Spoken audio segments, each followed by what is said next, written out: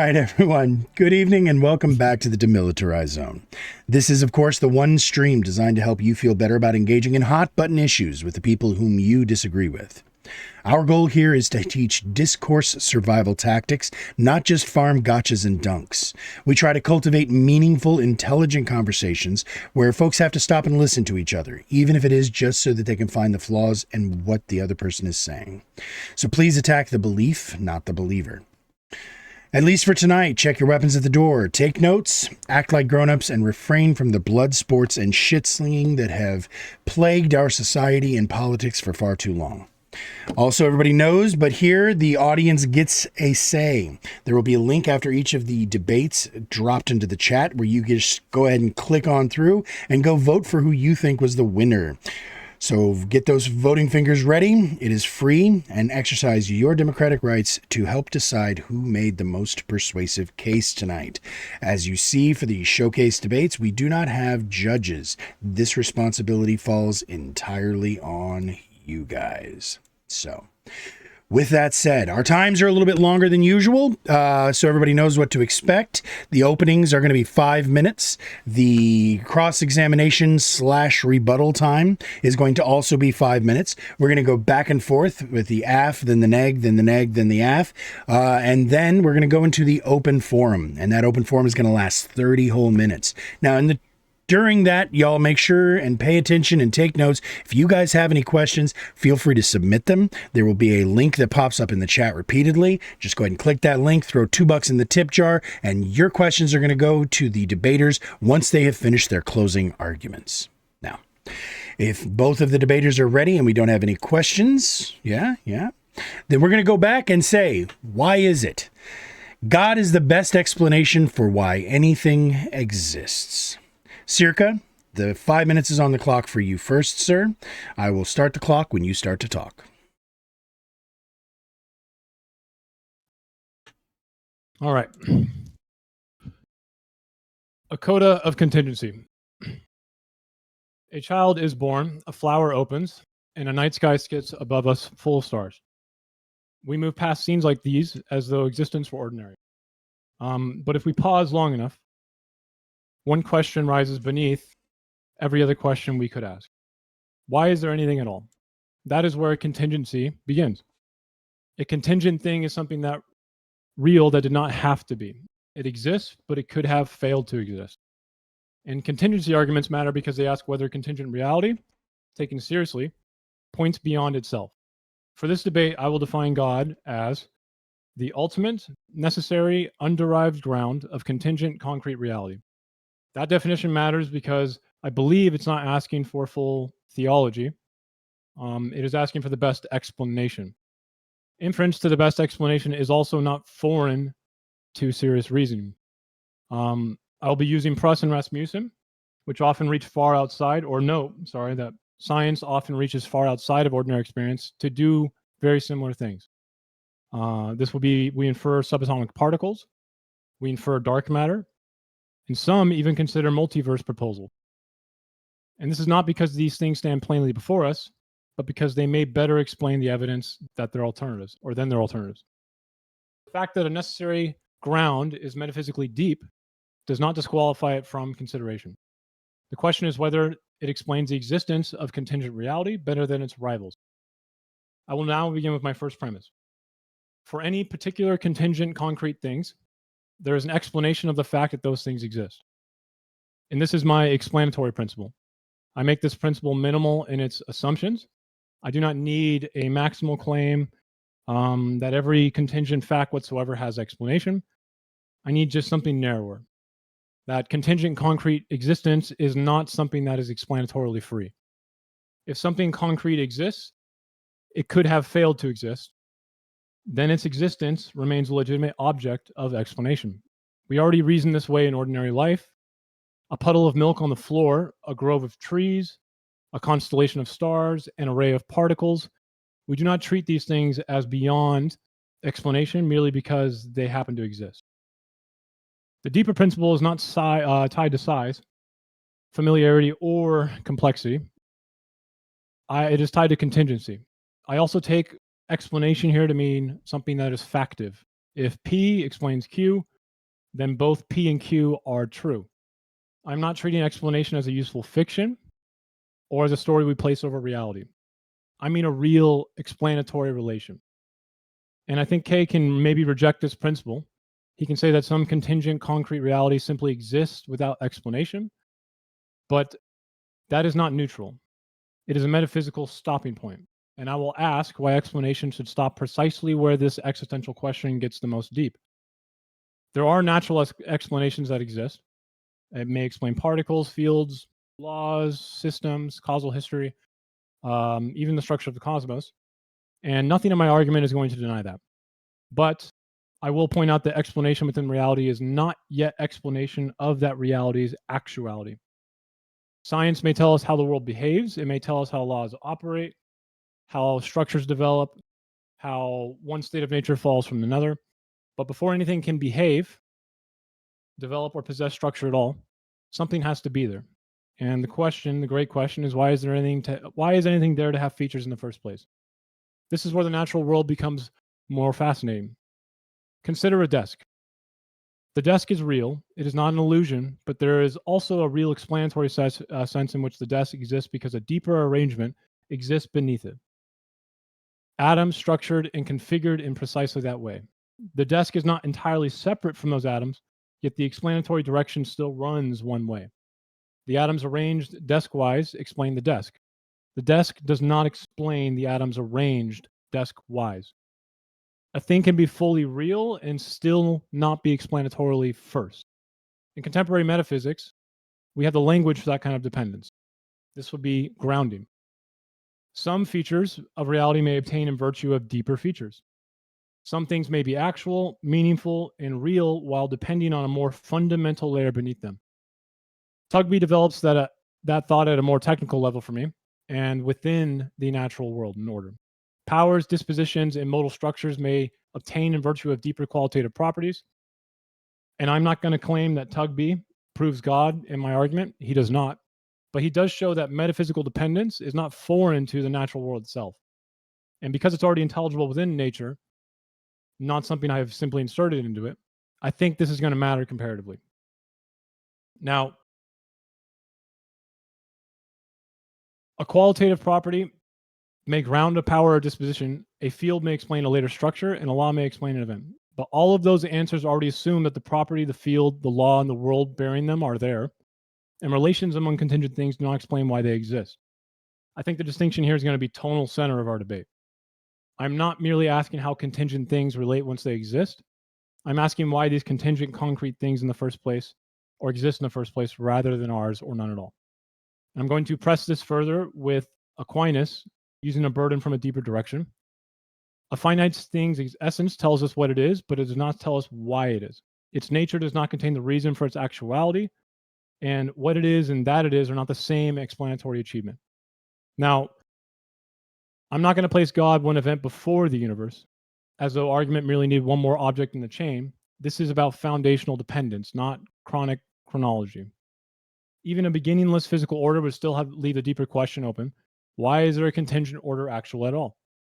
And with the harmony of the argument in view, I believe we arrive at its coda, the opening of my argument.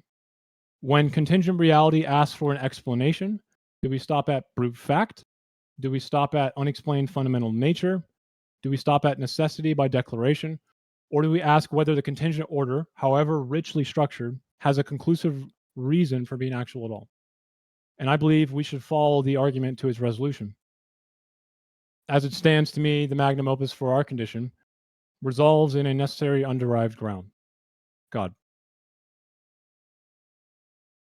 That'd be mine. You're good. 5 minutes is on the clock.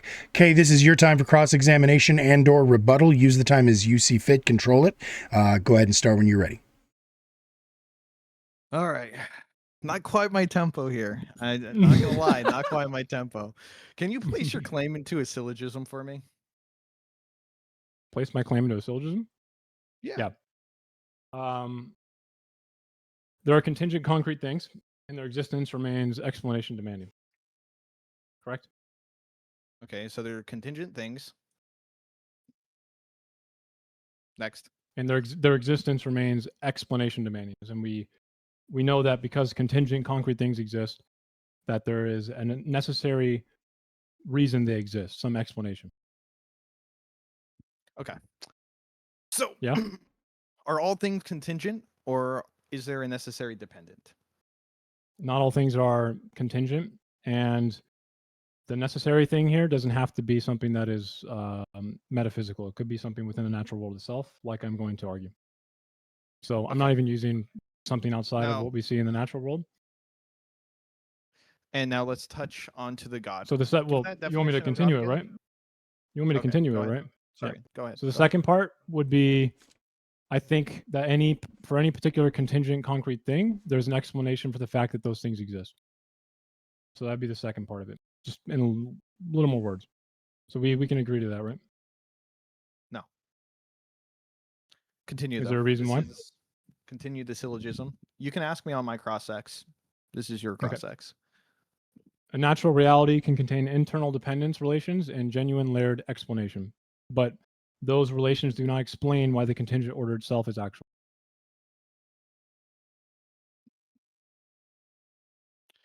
Okay, why it is ordered. Now, back to what you're defining God. Can you say that definition of God again? An ultimate, necessary, underived ground of contingent concrete reality. Okay. So, if the universe itself met this criteria, you would call the universe God? No, I wouldn't call the universe itself. If you're doing which version of naturalism are you going to be taking here? Are you doing brute force, or are you doing? Wait till my opening. Next question is if this was a simulation and somebody in a lab coat made us, that one. You sort of roboted there at the end. Can you say that again? Yeah, say it one more time. Me? Yes. Oh, sorry. Yeah. If there was a scientist in a lab coat that ended up creating a simulation, and that's what we are, that wouldn't be God, right? In my argument, actually, it would qualify that. I'm not using a restrictive theological genealogy. Okay, so you would qualify that as God, but not the universe. Okay. Well, the universe itself could technically be. You could claim that the universe itself exists necessarily, if that's what you're saying, as in like a necessary nature. No, I was wondering if it was a necessary necessity, if that would be considered God to you under your definition. I'm just trying to figure out what we're defining as God. No, because there need to be a necessary underived ground. So something would need to ground it. Okay. Let's see. What about God? I'm just taking notes based off everything you're saying, so we can continue this in the 30-minute opening. Stop it! No, you're fine. So best. What are you defining best as? It sounds like a value judgment. Correct. Best explanation would be something that we qualitatively try to answer. So this would mean that what account explains more of the existential phenomenon with something called less unexplained remainder and fewer unsupported stipulations. Mm-hmm. Another thing is that you mentioned dark matter and said that we infer dark matter and quantum particles. Is that all we do? Is just infer its existence, or is there any like mathematical formulas that we use to derive its existence? Whether we're using mathematical, like natural formulas and things like that to figure it out, it is inferenced by best explanation. Actually, it's not something that we don't have direct observable evidence of something like dark energy or multi-worlds, multi-universe, correct? All right. So we'll end my cross X there. Very cool. 5 minutes is on the clock then. You know what I didn't do? That's okay. Oh. So I'm kind of, nope, it's all right. 5 minutes is now going to be on the clock for you, Kay. Go ahead and start up when you're ready. The case my opposition has laid out sounds grand with vocabulary such as contingency, necessity, and metaphysical grounding.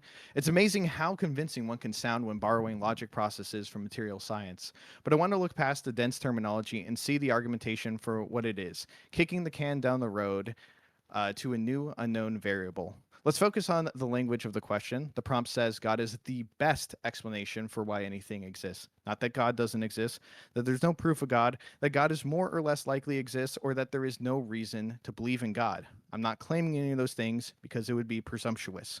Speaking of which, let's go over 3 presumptions we will continue to hear tonight. First, being the principle of sufficient reason, the idea that everything must have a reason, cause, or ground. This commits the fallacy of composition, that the part of something has to be similar to the whole. Just because a part of a thing has a certain characteristic doesn't mean that the whole shares it. It would be silly to say that each part of a computer or a car shares the same quality as the car or computer as a whole.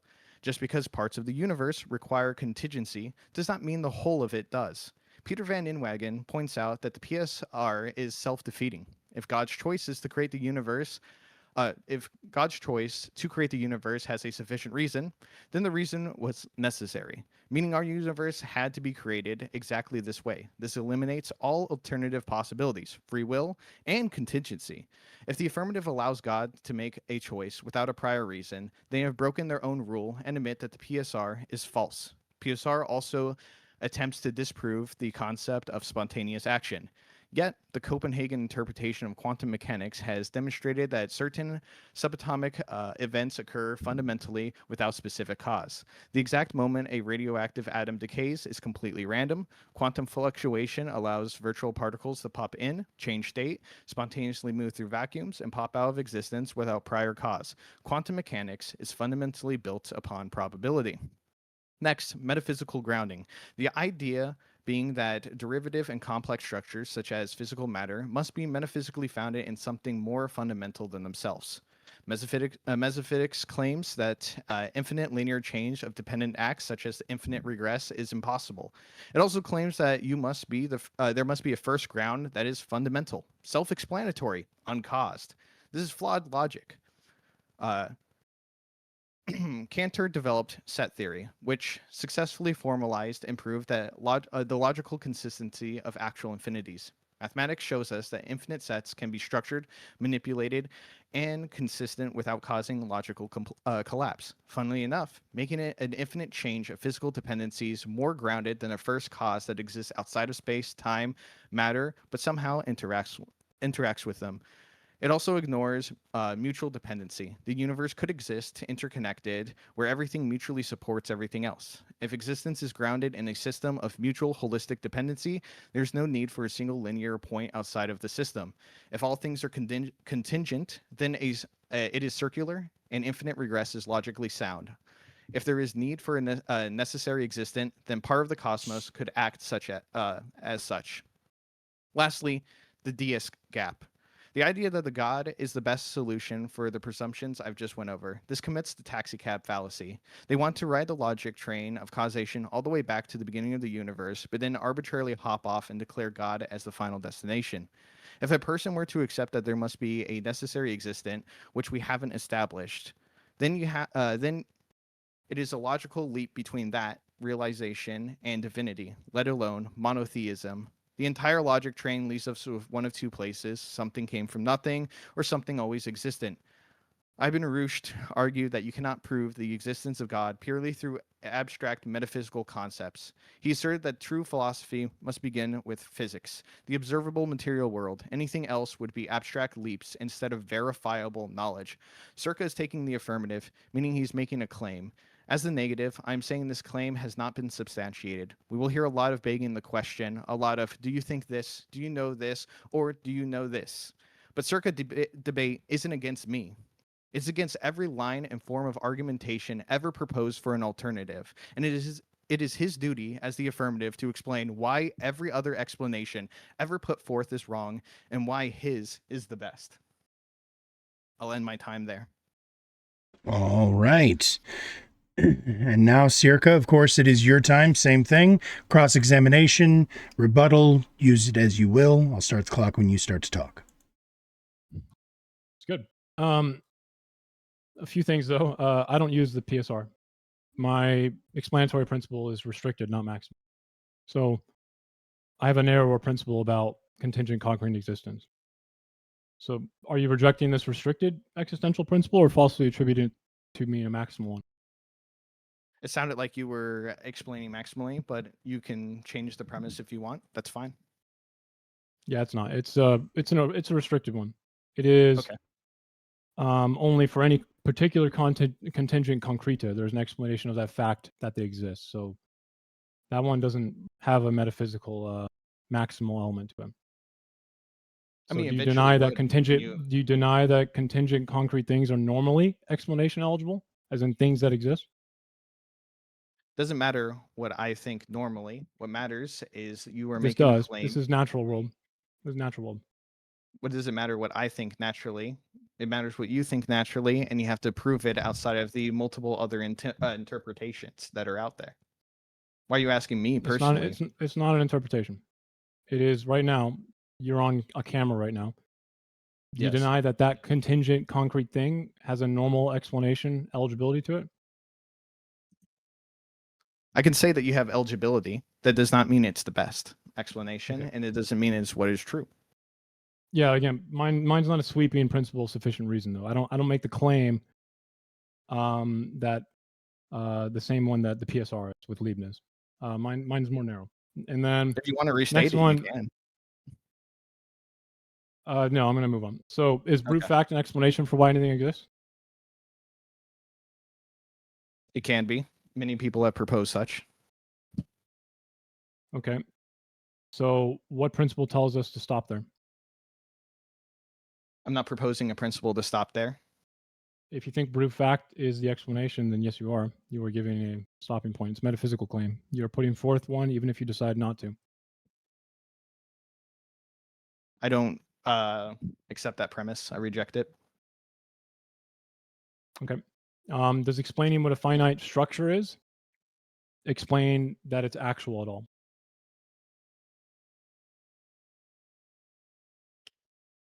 Does explaining what a is As this in, how about essence this? Let me person put it this way: existence? if you declare that the universe laws, properties are necessary, does that establish their necessity at all? As in, what demonstrates their necessity rather than just saying they are? No. Well, you are assigning necessity to them if you think that laws in and of themselves are the necessary component for it, right? There's a difference As in between necessary universe. I'm not assigning necessity. I am You're saying that assigning there's necessary universe to necessary property claims. That would be what's happening. no, you're trying to pin me down on one singular argumentation. Again, as I pointed out, there are several argumentations that can explain our reality outside of God is the reason why everything exists as our best explanation. One of Okay, them so being the I'm gonna move on. the But it's okay. We necessity can move on. principle of We the can move on. universe. So if I grant you that a metaphysically rich, dependent structured natural order is what explains that this contingent order is actual at all, like, are you able to tell me that it is still actual? Do we know what it is or that it is? We can describe laws and things like that, but what are they? Where do they actually come from? What makes them actual? Well, when you're talking about essence versus existence, us describing something is just a logical map that we're putting onto reality. It doesn't make it the reality itself. So you can't claim necessary universe from laws and things like that, then, correct? People could, yes, they can. But they'd be doing something that isn't very explanatory, and it would be making a very big overclaim in the same way that the theological person does, right? I disagree because the Okay, theological claim adds an extra step while the material claim is using observational data. that's okay. There's one more thing. If contingent concrete things can exist without explanation, as you described, what prevents arbitrary, unexplained reality from proliferating? What I mean by that is, if there's actually, I finished the question. We'll just leave it at that. Does it make sense to you? I can maybe rephrase it for you if you like. Well, I'll tell you I would what, like we're to actually rephrase. we're going to go ahead and put the 30 minutes on the clock for you. Just go ahead and roll right into the open platform. Just go off, gentlemen. Continue. So the question was about anti-chaos. So if contingent concrete things can exist without explanation, what prevents arbitrary, unexplained reality from proliferating? I wouldn't know. I'm not So making a that's knowledge not claim. really. You're making the Okay. knowledge I claim. mean, You tell me why God would be that one. no. Again, this is we're talking about metaphysical claims here, right? So if We we aren't. You are. say that, brute contingent existence is necessarily in and of itself, that is a metaphysical claim. That is one multiple claim that you're competing with. You're competing with several claims. Don't try to narrow it down to one. Which one are you putting forth then? I'm not putting forth one. I am putting forth multiple. Choose an Which angle and we can one? go from there. Okay, so if you just mean the scientific method, it doesn't explain anything beyond how to investigate existing reality. And how does God explain that? We can get to that. We can I get would to like that. to Yeah. get to that. I mean, that's kind of the prompt. Well, we're gonna go down what naturalism. I think I want to make sure that we get the right naturalism first. Okay. So, do you think that's not enough? Do you think that's explanatory, or do you think it's Again, it doesn't matter satisfying? what I think. You were putting forward what you think, and you have to means test that versus every other I mean, person that's you're ever technically come up correct. with. I'll leave it to the audience then. I think that's not very explanatorily. It doesn't have any explanatory meaning to it, and it doesn't really show. It doesn't have an answer for what I'm about to bring up in about a few minutes. Okay. Naturalism can mean natural things exist too, right? So that is kind of like a rival ontology, but it still doesn't explain the actuality of it, correct?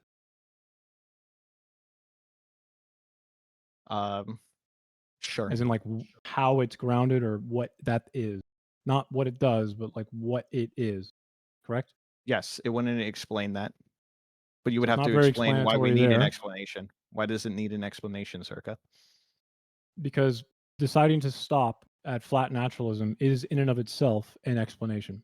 You It's keep on trying to throwing make these one. things such as that things exist, are real, or have cause. What does it mean to you that something needs to Not have a cause. cause, and why does it? Okay. Not cause, not cause. You're saying they're I'm not contingent, right? the That was the contingent, beginning. yeah. Okay, what is contingent So to you then? contingency isn't, it doesn't mean as in like first cause principle, okay? No, I'm not saying first cause, but contingent would mean that a thing is dependent or conditioned upon something else. Has Yes. something necessary to it, yeah. But necessary can be metaphysically explained in different ways. So what I want to point out right now, okay, is I think that natural reality should not be treated as like a shallow inventory of brute items like you're giving. So I'm going to What talk have I about given someone as a called brute reality? Or like a list of brute realities. The only thing I've mentioned once is that possibly in okay. certain So just interpretations, mass let me energy try could and be the brute position force something for instead you, of okay? God. And I want to see if you have an answer for it, okay? Is that okay? I'm not going to It might have take the me just answer for it. I mean, well, your thoughts is what I want. Is that Okay. okay? Okay. So I'm going to be using someone called Tugby. Matthew Tugby is a metaphysicist, one of the world's kind of leading ones in certain ground theories. Okay. Now, Tugby does metaphysics within the natural world. Tugby Okay. gives me or tells me a precise contemporary framework for a kind of metaphysical dependence that I'm discussing with the main contingency argument. And what I mean by that is he doesn't prove theism, but what he does do is he can show that powers are not merely free floating modal facts, and they may obtain in virtue of qualitative properties things that ground them. So in this case, I want your mind to imagine what something like a qualitative property is meant to be mass. Okay, so mass is going to be a qualitative property, and then we have something called a power to gravitationally attract or a disposition. Now, the point here is not to show that there's like some metaphysical voodoo happening. My point here is to show that there is real layers that I can demonstrate using contemporary metaphysics that show a grounding and essential dependence that is constitutively sufficient and constitutively necessary for the power to attract, while metaphysically priority remains one way. So there's an asymmetrical metaphysical dependence going on. If that is something that we can demonstrate, which we do within science right now, it's not obviously doesn't prove God, it doesn't prove necessary universe. But my question is, if we can demonstrate a metaphysical asymmetrical dependence within the natural world using things like strong grounding theory, then why would the universe itself be just assumed to be explanatorily flat? If we can already see layers within the natural reality based on constitutive necessity and sufficiency. Okay. So you're saying because it's going one way, right? That there No. seems to be a pattern. Oh, okay. So it for a full grounding to take place, Yeah. not a partial ground, the grounding base needs to be sufficient within the relative or relevant metaphysical framework for what is grounded. Okay, so and a grounding explanation is a explanation of metaphysical priority. So it's not merely like a effect causation thing. It is they're kind of one in each other. So it is a constitutive metaphysical explanatory relation between a fact, property, or structure that is obtained in virtue of the other, but only is fully actualized once its property is in place, the qualitative property, mass, to do full grounding to give the power its ability to do disposition.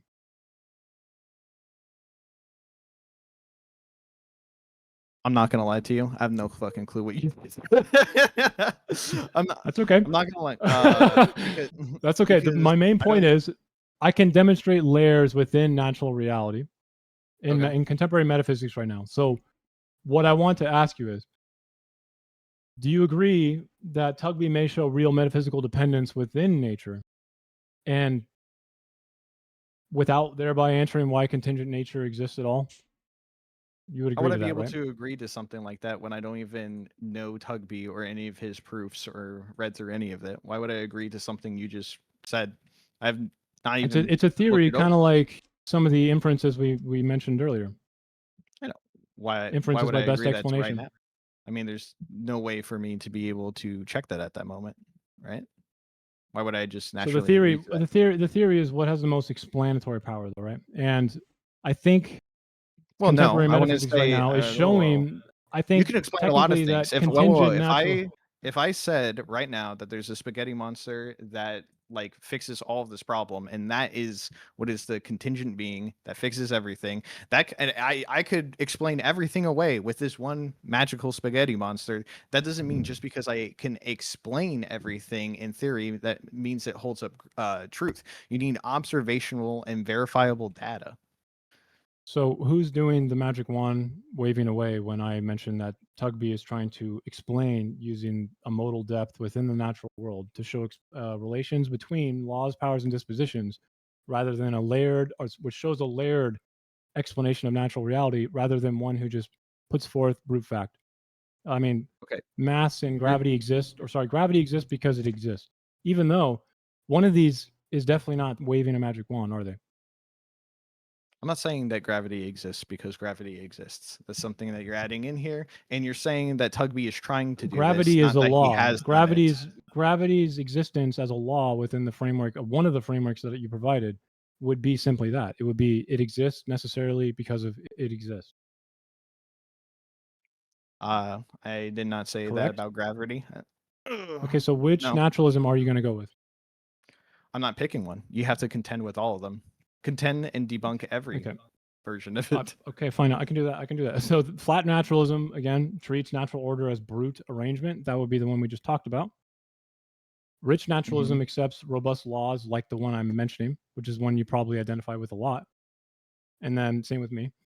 Necessary nature naturalism claims the whole order could not have failed to exist in the first place. Now, Okay. each of these has a different burden, in my opinion.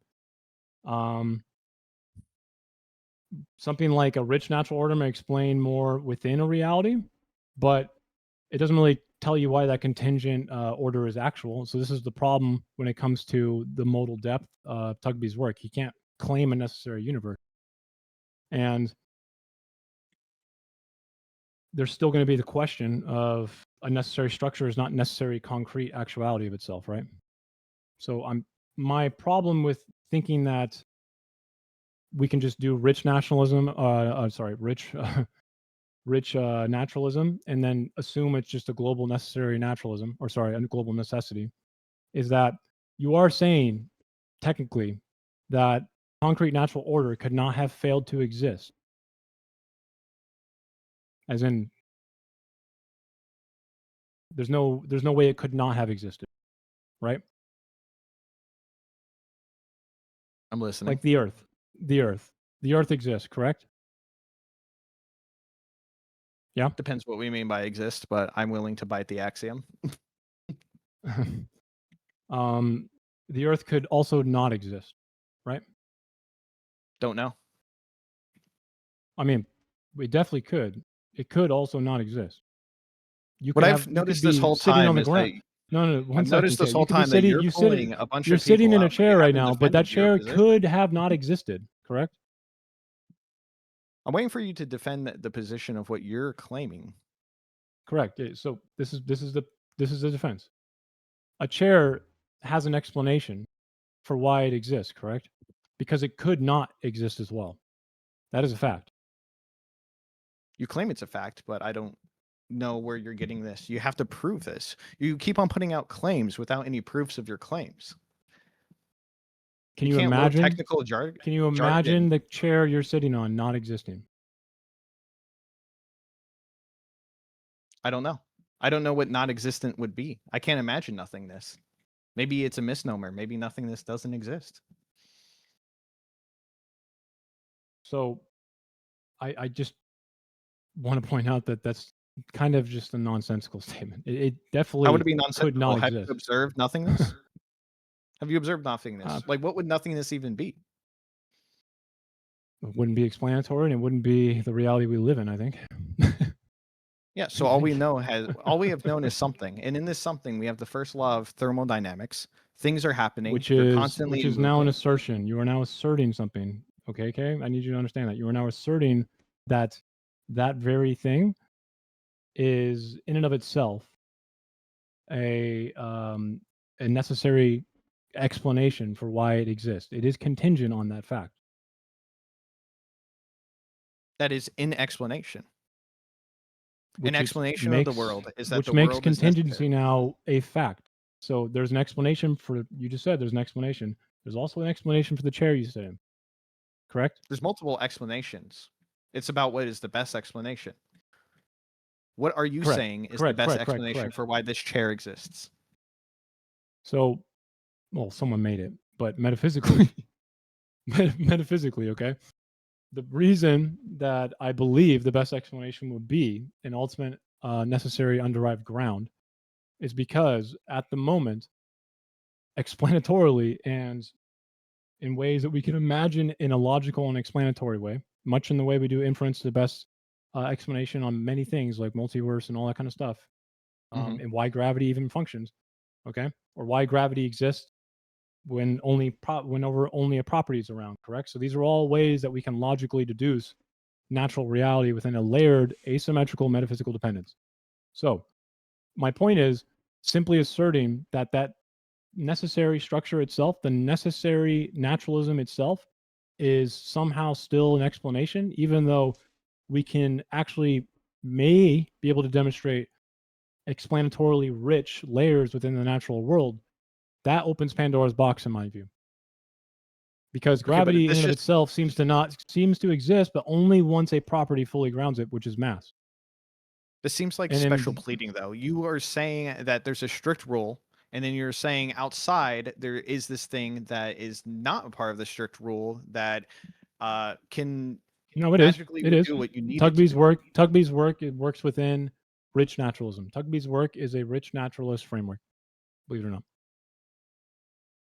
But what I came to realize is that the very fact that Tugby's strong grounding theory and a lot of metaphysics in the common day has an asymmetrical, constitutive sufficient and constitutive necessary for the power using a property while still remaining metaphysically one way, as in prior, which is the property.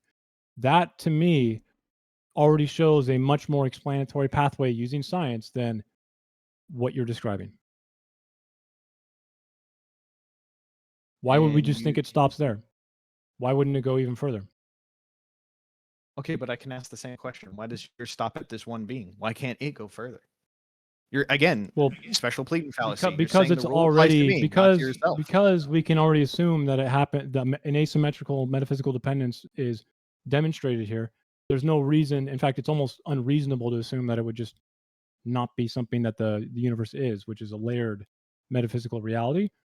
And I'm not saying that the universe needed a cause or that something like a personal can't it? grounding is necessary. I'm just explaining that I Okay. believe there is more likely to be now a necessary underived grounding, which is wouldn't be Yes. one. It would be metaphysically one way, but it wouldn't be. I'm stopping at God. Both are necessary. Okay.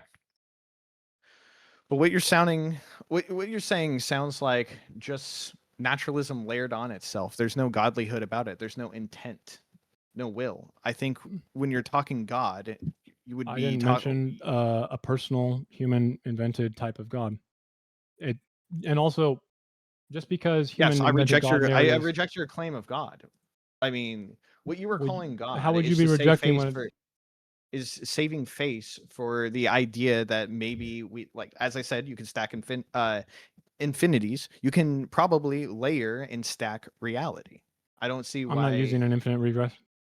Mine doesn't Yeah, have an but I'm infinite saying, regress. but you can. Okay, you're talking about metaphysics layering on top of itself. I'm saying reality can layer on top of itself. That's my Why not? point. So if you put forth a brute Okay, fact, then why if are you we put calling forth, this God? no, I'm pointing out that the idea of brute You fact know that words have universal meaning, doesn't. right? You know, when Yeah, you say God, somebody thinks something about what that means. Like, God didn't just come out of our ass correct. of this is what I think God is. God has meaning to it. So It why does, are but we just because people think a certain way about God, Kay, doesn't mean that that's the only way it could be. then what Correct? attributes are I you don't really. giving I to don't this need. mysterious I don't force that would need be God? a dude with long hair, Kay. I don't need that. I'm not saying a dude with long hair. You're the only I'm one that said saying it that had to be person like or a dude. I'm saying it has because to have reality intent or will. because Does this reality that is actual is not self-evidently metaphysically necessary, and whose existence remains explanation demanding. I think that using Tugby's framework to show that there is a real asymmetrical metaphysical dependence happening, and for going further to show that just because we can even prove metaphysical dependence doesn't say what that contingent thing actually is at all. you I don't need it to be believe explanatory. there's something more basic than a merely contingent reality. There's something more basic than a contingent. Okay, sorry. Elaborate on that sentence because that feels loaded. This would be my essence existence pressure. So this is simply that claim that what a finite thing does is not in and of itself explain that it is actual or what it is, right? So when you say speed of light, okay, you have to ask yourself, what actually is that, correct? No, you don't have to ask that. Why do you have to ask that? Why can't things just be? Because there's no existential closure there, and because we already see asymmetrical dependencies of this very idea showing how powers, things like the speed of light, might take place using full grounding, then I mean, which one of us has existential a more closure. which one of us has a more explanatory argument now? You haven't explained anything. You've just passed the buck on. I have And I said, have just explained to you how things like gravity can be seen as a constitutively contingent through sufficiency and necessary grounding you could say that to something's show. contingent, but just because something's contingent doesn't show that it's contingent on a god. Well, my point is that what I'm presenting now is far more explanatorily in comparison to just putting forth it exists necessarily, doesn't it? Okay, but what you're describing just exists necessarily. So I'm describing what are it we using doing? science, Kay. I'm describing it using an asymmetrical dependence that we might be able to demonstrate using science how gravity and mass function together, Yes, which is not a you brute can say that force necessary you can universe then. okay. Again, working on gravity, we don't know what the necessary contingent would be if there even is one. There could not be one. For one, two, even if there Mhm. was one, again, you are not grounding it in any plausible way to a god. You're just saying, okay, don't you think there has to be something there? You're just begging the question and then No, I'm saying, not. okay, God into X. I'm not begging a question here.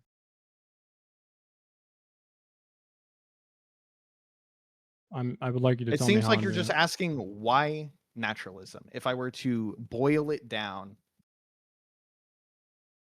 Okay, boil it why down don't to you the tell me simplest. which version of naturalism? Okay, which version of naturalism that you want to argue for? Because I think I've overcome, obviously, the brute force one that has Okay. no How about this? explanatory I mean, I could ask basis to it at questions. all. Yeah, Okay.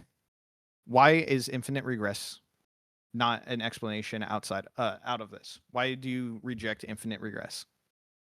because there isn't an essential causation happening here.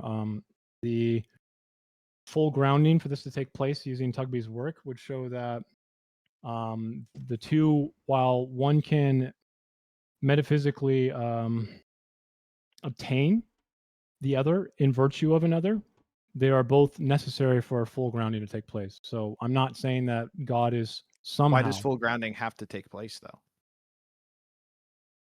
It doesn't have to. I'm just trying to show something that can explain it better than Okay. naturalism. I'm just saying that, and right now within a rich naturalist framework, we can see and demonstrate, or at least explain. Not, I can't prove. Obviously, I'm going to be careful with my wording there, but we can demonstrate that there is already something like this happening in which a full grounding only takes place between mass and gravity once the two are there simultaneously, which is interesting in and of itself. But Okay, but it doesn't make sense because you're trying to present something unfalsifiable.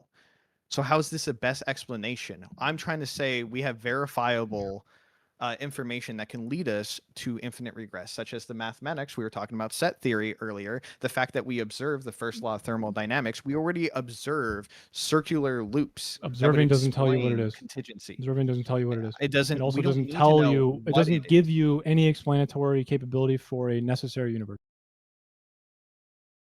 Why do you keep on going back to the essence? We matter. What matters here is existence and what is the best, not what is the ultimate truth at the moment. We are working in a framework.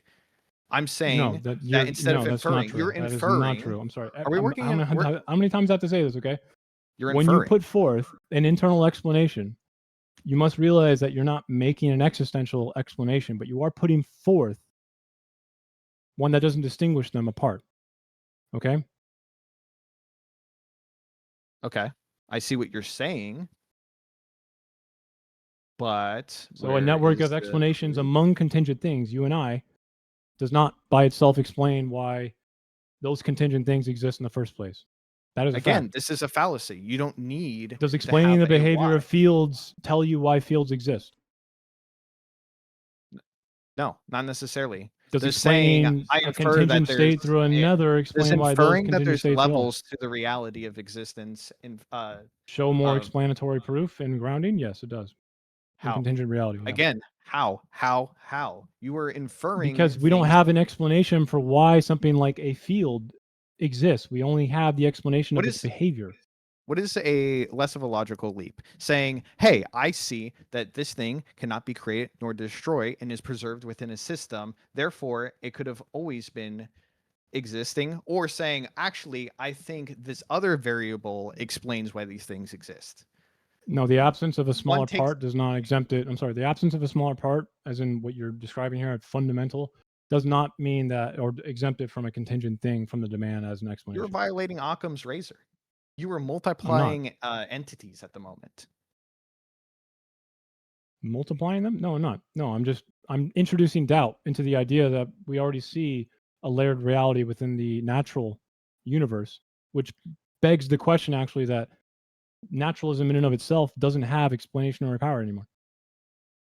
if we can see metaphysical reality having asymmetrical dependent structure.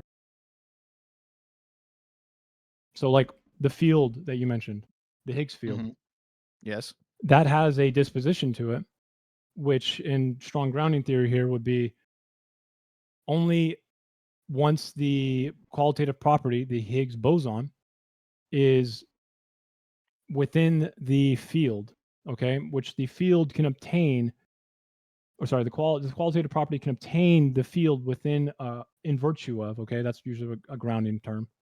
Then those two actually come and make Higgs field work, give us mass. But simply pointing out that we can measure the Higgs boson doesn't tell you what it is, does it? And because it's a hidden thing, asymmetrically dependent metaphysically, why would we just think that it stops there? Why do we think that just they necessarily exist concretely within each other? That is Why not an would you explanation anymore. why would you think one step further? Because there's no explanation for that one step further. There is. I just told you an explanation of how mass and gravity can produce themselves within a natural system. That is far more explanatory than Yes, but just saying they exist necessarily. Okay, that doesn't explain how they're contingent on God. Still, we are back in this loop of you keep on saying that everything is contingent, and this explains why, and this explains. And I'm not keep using on. a principle of full sufficient reason. I mean, you are, whether you think you are or not. I'm not using a full one. I promise you. Here, here's another one. Okay. So there's something called anti-chaos. Are you familiar with that? I'm actually slightly familiar with that one. Yes. Okay. So it goes like this: if unexplained contingent concrete existence were metaphysically available, right? Just necessarily, the relative discipline of reality becomes harder to understand here, right? Insofar as contingent concreta, okay, which is the necessary existence of like fundamental things that you're mentioning, do not simply erupt into like its actuality without some form of explanation. So what I mean by this is that if you had, why don't we just see so many hydrogen atoms unnecessarily existing all over the place? Why is there some sort of fine tuning order to the fundamental laws and things that you described earlier? Wouldn't they just exist? If they existed necessarily in themselves, and they would just proliferate into chaos, it would be absurd. We should see an impossibility of brute contingent existence, correct? Not correct. Two things. First is that within chaos, order can derive. Are you going to deny that fact, or do you accept that? The local order is possible. Order through what? That through chaos. No, order Pockets through of what, order. man? You're describing. Okay, so You're begging the saying it's question. I don't know. I'm I'm asking. not. I'm not. You're trying to are. be clever, but the point is that if something necessarily is the actuality of its own existence, it's like, yeah, for instance, how light travels, right? Or how molecules are made, or how certain parts of the universe matter was even made, created. Why don't we just see an infinite amount of it if it's necessarily existing in and of itself? Okay. Wouldn't I it be can't tell you indiscriminate? why. People can't tell Okay. you why. The best explanation isn't why on those things, right? Actually, it gives Because you can't tell really me good why support either. to, no, it gives really good support to my restricted explanatory principle. Elaborate. Because it essentially makes it so the level of reality naturalism that you're trying to give forth is pretty hard to understand. And my explanatory principle gives a clean account of why that is. It's that it's not necessarily existent, or it doesn't exist necessarily because of itself. It has an actuality that can be explained through some grounding process that is metaphysically and asymmetrical dependent, not just in and of itself. That would give it order, much in the same way that Tugby has demonstrated with mass and properties. You Don't you said agree? try. You didn't say that he did, and no, I don't agree. Do you think it's logically incoherent? I think it's not the best explanation to put forth to add variables that are What is logically unfalsifiable and incoherent about it? unverifiable. I didn't say logically incoherent. I said it's the not Then why best is it explanation. not? Why it's not? It is far better than just brute forcing it in, correct? Disagree. Do you think that it's not less a leaps. better It's less explanatory leaps to principle use. when it It's less logically leaps. deduces explanations within the natural universe more than just it necessarily exists in and of itself, which would lead to chaos and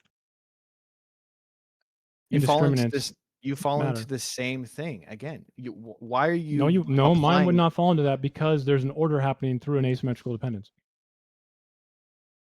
Okay, so what's grounding the metaphysical dependence that we are depending on and we're contingent on? What is grounding that? For me, this is where I'd have to make a little bit of a modal jump.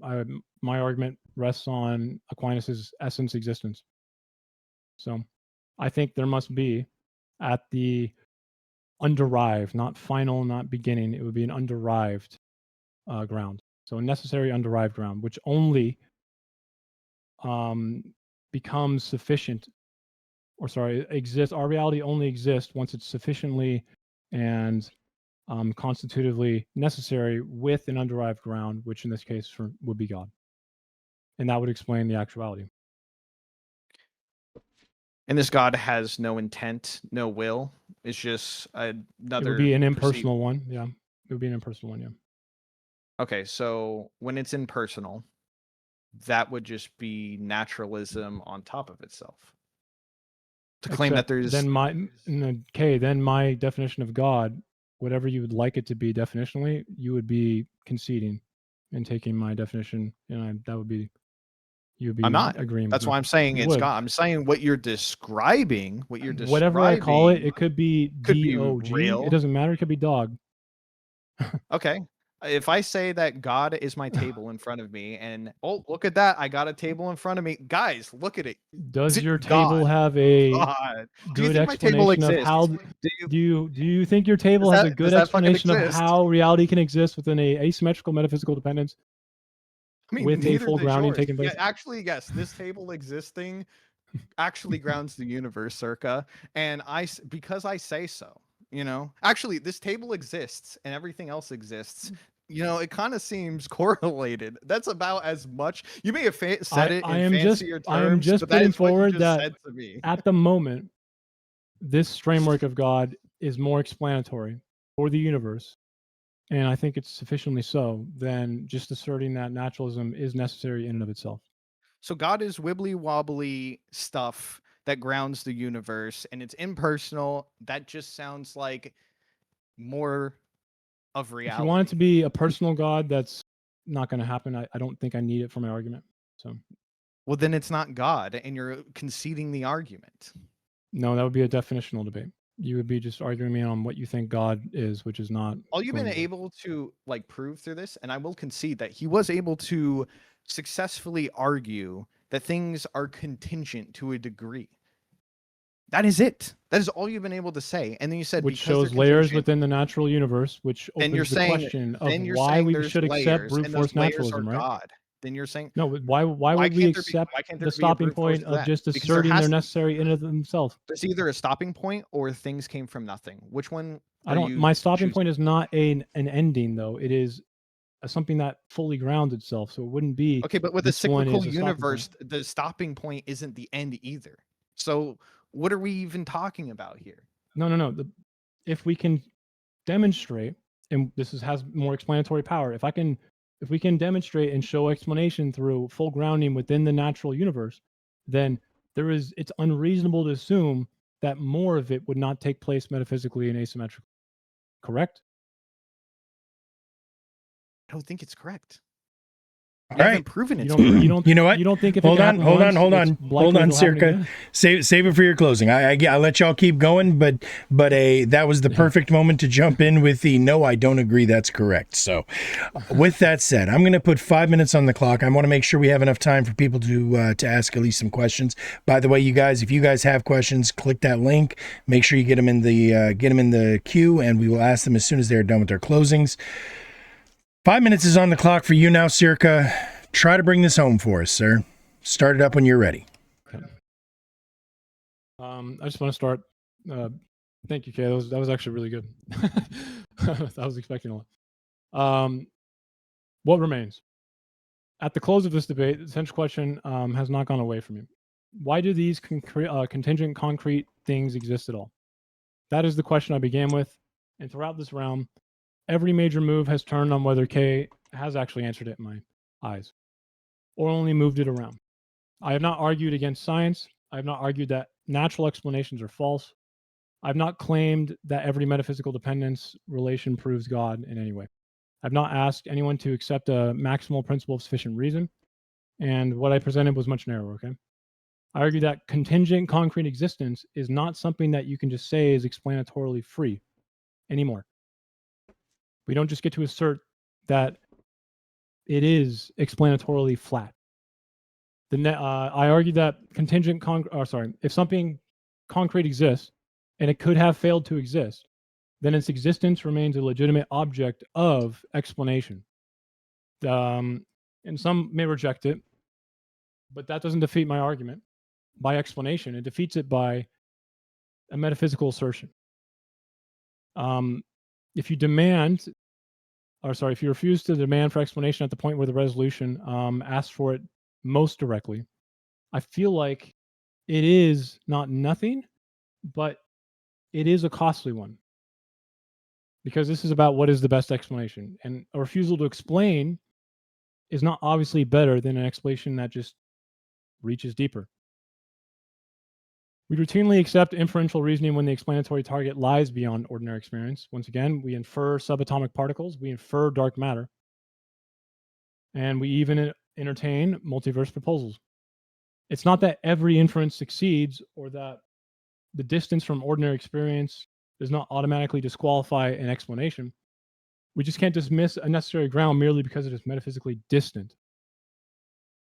I feel like he didn't understand that he was required to advance a comparator position here, not a shallow motion, a squirrel, as one would say, and have it be deemed a legitimate position. When we compare the options, I feel like the remainder is far greater on his side. Naturalism may explain extraordinary amounts inside the universe. It explains particles, fields, laws, cosmic history, biology, cognition, religious belief. But those are explanations within a contingent reality. They do not explain why there is a contingent concrete reality there at all. And that is why I kept bringing up Tugby. That's why he matters. He doesn't prove God. He matters because he let me say that a crude picture, a crude brute force picture, is no longer one that explains explanatory depth. If we can see that some features may obtain in virtue of deeper features, then powers depend on properties, laws, dispositions, and modal structures may belong to a richer internal order than a flat inventory of facts. And to me, that made it more serious, but it does not close the question that is put forth. A rich contingent order is still contingent. An internally structured reality is still an actual reality whose actuality calls for an explanation. And once I grant a qualitative property can explain a power disposition, I can still ask why that property exists at all. When we grant a field explains a later structure, I can still ask why that field is actual. Once we grant that a law explains an event, I can still ask why that belongs to an actual order of reality. And an internal explanation is not an existential explanation. It must be a more nihilistic approach. The stronger naturalist position does not end the round. I feel like it brings us to a deeper form. Whether a dependent structure contingent reality explains its own actuality, or whether it still points beyond itself. And once again, I use Aquinas here to deepen that pressure because, as famously stated, a finite thing's essence tells us what it is, but it does not tell us why it is. Its nature does not contain the reason for its actuality. And we can describe contingent reality, as Kay did, with extraordinary sophistication. You can tell me what it is made of, how its parts behave, how its laws operates, and how one structure falls from another. But description, function, and internal structure are not yet actuality. They do not tell me why contingent concrete things exist rather than others, or none at all. So, what remains? Contingency is not dissolved by being basic. He can say the universe is necessary, but necessity cannot be assigned by declaration. If the universe could not have failed to exist, that must be argued for. It must not be merely stated anymore. And a Brute contingent foundation is not free. It prefers ontological austerity only by accepting greater explanatory remainder now. He can concede some necessary underived foundation of contingent concrete reality and not like that I called it God. But the issue is not whether the explanation stops now. It is where it stops and then why. So brute force or brute fact stops because it must stop. A necessary underived ground stops because it does not inherit the contingency that generated the question. That is difference. That is the account I think I've defended, and I believe it's more explanatory. God, understood as necessary underived ground of contingent concrete reality, is the best explanation for why contingent reality exists, without making contingent reality carry an explanatory burden it cannot bear. That is why my argument, I think, matters. It is not a retreat from reason and truth. It is part of the story. So once more, I ask to embrace the coda. What remains? A necessary underived ground, God. The resolution. 5 minutes is on the clock now for you, Kay. Go ahead and get it started, sir.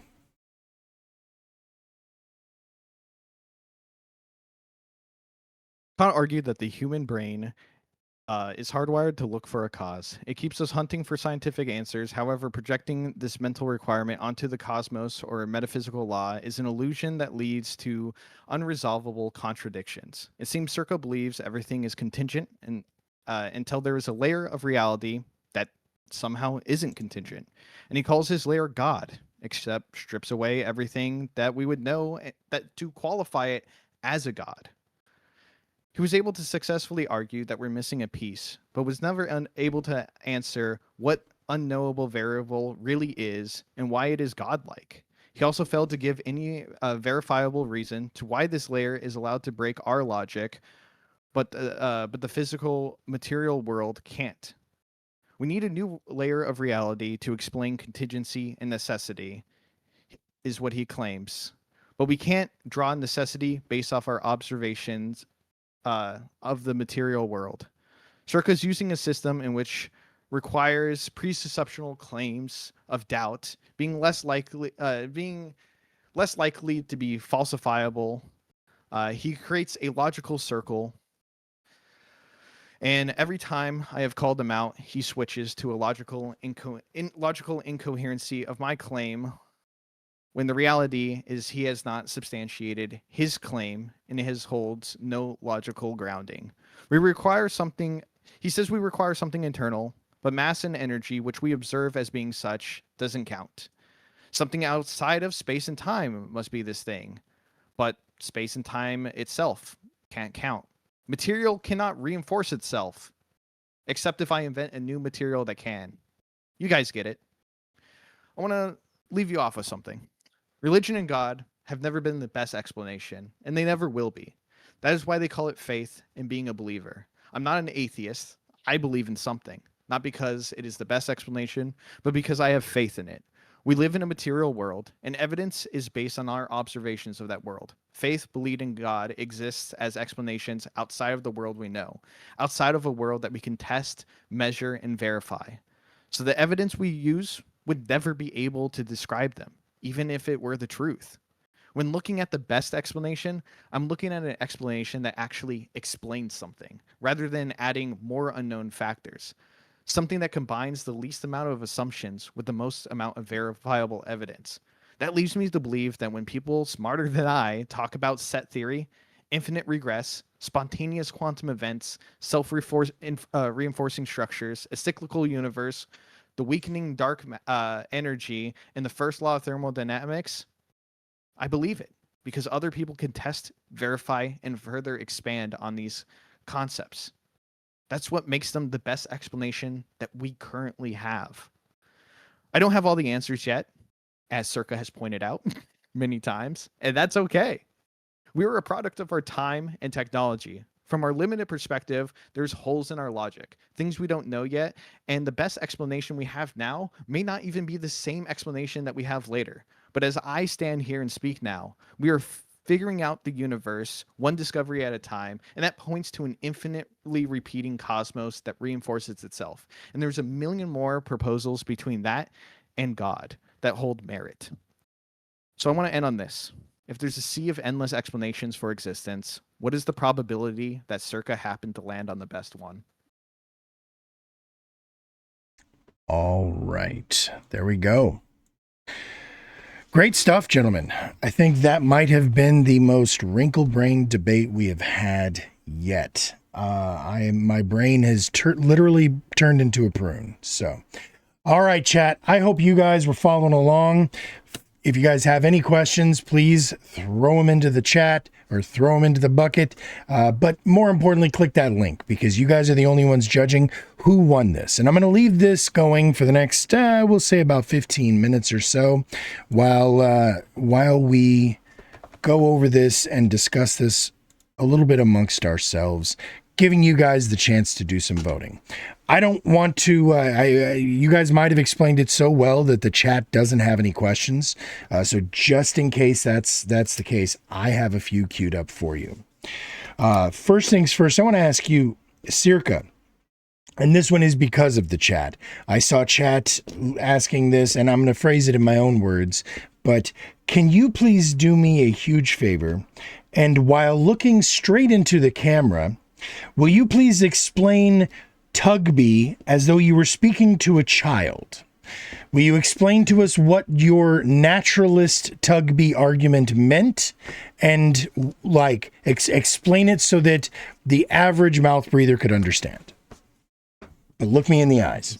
This is definitely going to be one of the harder parts. Okay, so Tugby again is a contemporary metaphysicist who's created a theory of strong grounding. And I learned this through a person on my stream who's a PhD metaphysicist who's actually worked with him. So I read his paper with him. And the way it works is, actually, you know what I can do? Let me put something up for you, okay? I probably won't be able to see it, but your chat will. I would like you to explain it to me as best you can. I can put it up. You'll see it. Give me 1 second. All right. Is it backwards though? I mean, I see the thing. No, it's right. I think. Yeah, Tugby right. grounding framework. Yep. Okay. So this is essentially his strong theory of grounding. It is about grounding and essential dependence, like it says in the bottom. So we can think of a qualitative property, which is P of X here, right? Which is X is an instantiated qualitative property. Think of mass. And then we have D of X, which is an X that possesses a power or disposition. Am I muted? Oh no. Mute Circa. Fuck, great. What this means is that the property, which is mass here, fully grounds the power, which is a one-way metaphysical, there's a one-way metaphysical priority happening here, which means from property to power, where the disposition, the power to gravitationally attract, is only fully in place, even though it exists in virtue of the property, which is mass, but it only has the disposition to do its power once a property is in place, which means it's constitutively sufficient for it. And it also means that the power depends on the property. And that means the power essentially depends now on mass. And now it's constitutively necessary. This is a logical, albeit difficult, not something I can say is 100% true, but this type of framework is what we would call, as I wrote down in this, if you can see it, it would be a asymmetrical metaphysical dependence in which a full grounding happens that has explanatory effects. This is a contingent thing. So when Kay says that mass is necessarily existent in and of itself, that is a contingent question now. Its contingency is based on the necessary fact that it's itself. I think this opens the door for the question of now the universe is not the natural universe is not explanatorily flat, which really makes it more difficult to think that that's true and that nature can necessitate itself. This shows explanatory power, and it's logically good. Okay. So I'm not sure how many children you have hung out with in your life, Circa. But when I ask you to explain it to me like I was a child, I don't think you quite understood the assignment. Okay, I can do it again. Okay. This one here. Okay. Thank you. So consider a desk. Use okay? Legos. The desk is, yep. Consider a desk. The desk is real. Desk is real. Got it. There's also a real explanatory sense in which the desk exists because a deeper arrangement exists beneath it. Atoms structured in a configured precisely way. So like an underdesk? Entirely separate. Yeah, but the desk is not entirely separate from the atoms. It's made of the atoms, right? So the explanatory direction here runs one way. That means because the atoms can be arranged in a desk-wise thing to explain the desk, okay, it doesn't mean that they explain the atoms arranged desk-wise, right? So a thing can be fully real and not be explanatorily first, or this is essentially what grounding is. So it's not circular like Tessie just said. It's a dependence that is not an alien, like I said, theological invention. This means that reality gives us an ordinary example of things that are really derivative relative to something more fundamental. And this is where I think that my contingency payoff is immediate, because a grounding explanation can succeed locally to show that a natural framework is being layered. And it doesn't mean that an ultimate existential explanation is happening, right? So this is proof that a grounding argument and contingency are here. But yeah, it depends on ignorance. What does that mean? All right. So just so you know, apparently your chat is having difficulties hearing you now. You can put your complicated notebook away. All right. So Kay, at the beginning during your opening, I heard you say that there were several things that we were going to hear from your opposition. I heard you mention the sufficient reason. I wasn't able to catch the other ones. What were the other things that you said you were expecting to hear from your opponent? The metaphysical grounding, which we did get, okay. And then the deist gap, which is saying that the thing that explains it is God, right? Like not some other natural occurring element, that it's God. So those are the two that we got. He threw me off. I guess I didn't predict the first one well of the well, I mean, I think it was a safe prediction. Would you say it's a safe prediction, Circa, for the PSR? It is a safe prediction. Yeah. That was going to be the rest of my question. What is the PSR for us, please, Kay? Yeah. You started you implied it. Circa fought against it. You left it alone. Most of us don't likely know what the fuck that is. So please explain. So it's the principle of sufficient reason. It just means that everything must have a reason, a cause, or a ground. So everything is basically contingent. That for every That's what that number one was. This is how he was basically like kind of putting it, but he didn't use it the same way. And I said particular concrete contingent thing. Yeah, that's why I got mixed up with you. But like, so for every fact, there must be a complete explanation of why that fact is the case instead of not otherwise, which is a line of argument he used, which threw me off of why I said, whether you think so or not, you did use the PSR. No, the PSR says every single contingent thing, every fact whatsoever has an explanation. What I said is every particular contingent concrete thing, so something in actual existence. Yeah, which is slightly different. I acknowledge that after now. So yeah. Okay. Now I'm going to go back to you, Circa. I wasn't going to say this until after I had locked in the votes and decide, because I'm not trying to sway the audience. I'm more trying to help guide them. Okay. Can you explain to me how you did not concede the prompt when you acknowledged that someone had built the chair that Kay was sitting on, and that that the best explanation for the chair Kay was sitting on was not God? How was that not conceding the prompt? Yeah. Whoa, that's not conceding the prompt. That's a contingent concrete thing.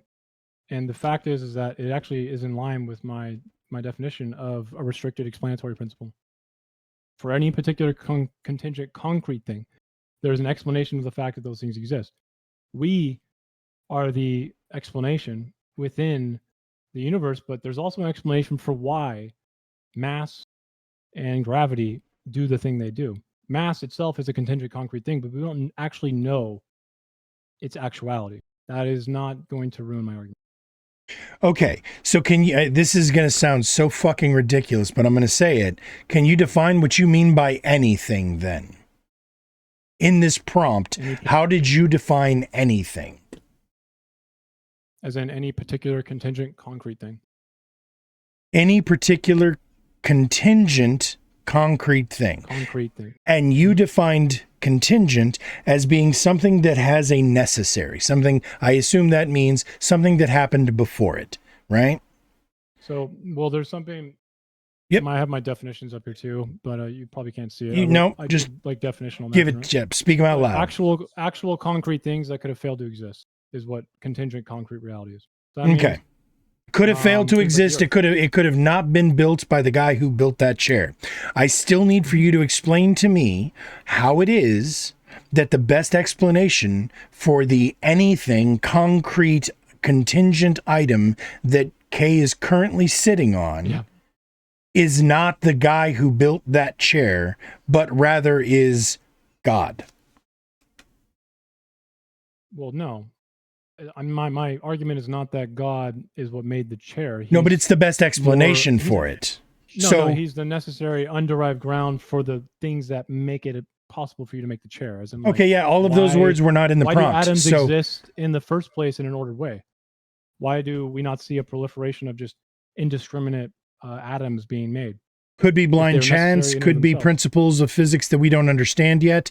That's a contingent question now, though. That's a contingent question. Either way, the best explanation, right, would require you to be able to show something demonstrably that explanatorily, God justifies the existence, right?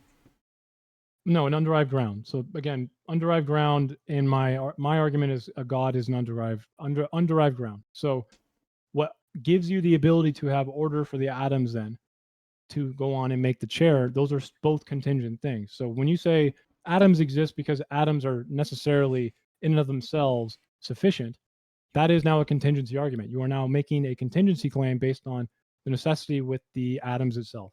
But when I use Tugby, I'm demonstrating that logically we can deduce metaphysical layers within the natural world, which ultimately open the question of how grounding is more of a metaphysical asymmetrical dependence. So what is more explanatory now? That the chair and the atoms just exist, even though if they existed necessarily, there's no reason they wouldn't just explode into so many atoms and so much matter that the universe would just be chaos. There seems to be an order to it that is tied to an underived ground. And in this case, God is not a personal one. It is a underived, necessary ground for that contingent existence, concrete thing. All right. List off a bunch of things that we didn't touch on. Is that allowed? The fact is, this should have been an hour. I definitely realized that's why I kept letting you guys go, is because I realized that there was so much more left on the cut bone. Out like 2 pages of my opening. We might actually have a round 2 of this, but I have one more question for you, Kay, before we run out of time, and because again, when the clock runs out, that's when hopefully everybody's got their votes locked in. Please lock your votes in, everybody. But why, Kay, did you decide to go with a spaghetti monster? That's the meme. There's a spaghetti monster meme. I'm not familiar with the spaghetti monster meme. Please explain it to me like I'm a child. Basically to show the absurdity of God, like back in the early 2000s, people start, it probably dates before that, but that's when I was introduced to it. People start using the spaghetti monster in lieu of God, of saying like, let me just substitute the two. Does the argument still hold up? And that was like the entire, like from like the early 2000s up until 2017, I kid you not, that was like one of the go-to thing for the entire like atheist debate bro space. So it was basically the tag of that era? Yeah, like as this person put it, it's very 2000s atheist Reddit. Got it. Though I don't think it was like Reddit at the time. It doesn't qualify because, and also Kay, you recognized it. I was my modal jump here. If you guys want to know, I don't actually, this doesn't satisfy me personally. This is just something this brought me no joy, he's saying. No, it's something I just feel like is a question in my own head that I just kind of continued down a big long journey on. So if you want my real opinion, it doesn't satisfy me, my own argument. Now, the reason it doesn't satisfy what you said, Ancom, is because I was inserting a modal jump, which could be clearly an error. I think this debate was about explanation. So but hold I on. could People are not still use voting, it. Circa. Just remember. You. Okay, I'm sure they understand. I'm sure they all right. understand. Go ahead. Go ahead. Fucking shade the audience St. against Thomas's yourself. essence existence, but Kay was able to figure that out really fast. And every time I brought it up, he was ready to be like, "Motherfucker, I know you can't use that." And so I was like, I'm just gonna hope no one remembers that. But technically, when I use essence existence from Aquinas, which I didn't spend a lot of time, and I didn't want it to be in the front, that was the way in which I could probably move away from just saying a necessary being, and it wasn't so much as a perfect being, but it was enough for a necessary underived ground. It would not satisfy what you said though, because of that.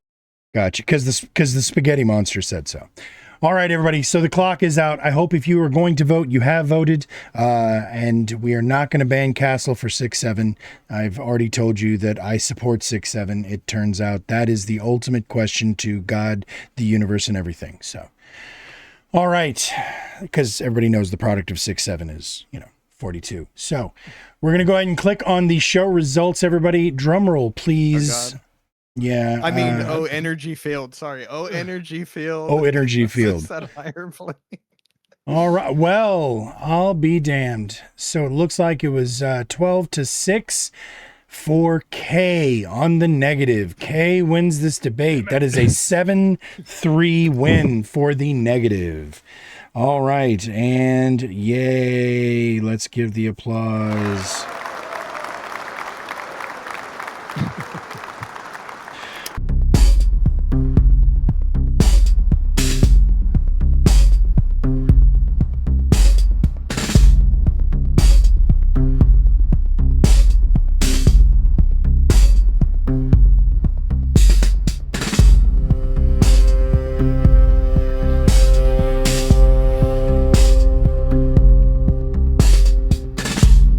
This is the first time I've actually gotten the chance to meet you gentlemen officially. We have Stream Rift on the affirmative here, and we have Ryan C. Mullally on the negative. Our next prompt is going to be Democracy is Subverted by Big Money Interests. I'm very much looking forward to this. But before we do that, I'm going to give these gentlemen a chance to introduce themselves. So you first, Mr. Stream Rift, would you be so kind as to tell our audience who you are, where we can find you, and what you are about? I will drop your link into the chat while you do.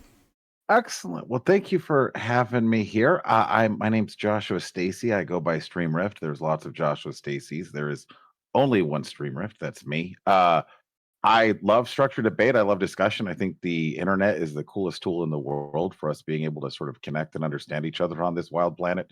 And so I love spaces like this. Yeah, I do computer engineering. Been self-employed most of my life. This AI thing, everybody's really excited about. I'm elbows deep on it every day. And when I'm not doing that, I like debating things on the internet. Sounds good. And now to you, Mr. Mullally, would you be so kind as to tell everybody who you are, what you're about, and where we can find you? Hi, I'm Ryan Mullally. I'm a former teacher, current lawyer. I've litigated at every level of the U.S. Legal system up to and including the U.S. Supreme Court. And I host a show called Natural Law with Ryan Mullally, which is on YouTube primarily, X secondarily. And if you want to see the best law coverage of Supreme Court issues, politics from a center-right, reasonable right perspective, or just see me, beat up on little old Destiny the other day. So whatever you're looking for, we've got it. Come on by the channel. Right on. And I did drop that link to both of these gentlemen down there. One of them is an X account. The other one is, he's doing fancy shit. All right. This is for the Bunker Discord. Quick shout out. I forgot. There you go. No, absolutely. 100%. There we go. Now I've done it. And he's proving he is an engineer. Yeah, I was just going to say AI did that. All right. So just if you gave 1,000 lawyers 100 years, we couldn't have pulled off that tech. No, but you guys could definitely pay somebody else to do it. So, all right. With that said, I'm going to go ahead and go over, just so you guys know. I don't know if you've seen or took a moment to look at our format. The way we do this is it's a little bit shorter format, but it's sort of a modified Lincoln Douglas, which I'm sure you guys are both get at least understand. So it's 5 minutes open, uninterrupted. Then from the affirmative, then the negative is going to have 5 minutes to either rebut or cross-examine as they see fit. It is their time to control. Then we're going to give 5 minutes on the clock for the negative to be able to have an uninterrupted opening, after which the affirmative gets that same 5-minute rebuttal cross-examination period. Once that is complete, I'm going to put 30 minutes on for open forum conversation between you two. I will stay out of it as much as I possibly can. If you do have some sort of a cited reference that you guys want me to, I can bring it up on stream while we're doing it. If not, that's fine too. We didn't need it on the God debate. Not sure if we will on this one, but it's more likely, I think, than scripture. So that said, afterwards, we're going to go through 5-minute closings from each of you gentlemen, and then we will leave it in the hands of the audience. I believe you are also a streamer, Mr. Mullally. I will put the link to the straw poll into the Discord chat room so that you can put it into your chat as well over on YouTube. So if there are no questions, I think we're all ready to go. Yeah? All right, fantastic. Well, then in that case, I'm going to go ahead and kick this right over to you, Mr. Streamrift. 5 minutes is on the clock. I will start the clock when you start to talk. All right. Well, ladies and gentlemen, I am on the affirmative. Democracy is subverted by big money interests. I'd like to start by thanking Word War Debate for hosting this. Obviously, it's important for Americans, internet users, to get better with using their words. I appreciate the work they're doing.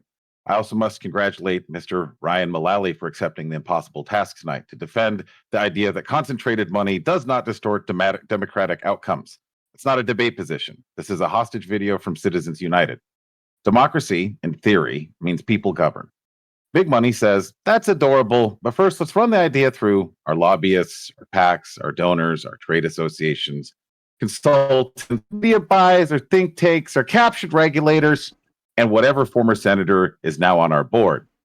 Let's take healthcare. Americans did not gather around the national campfire saying, you know what we need?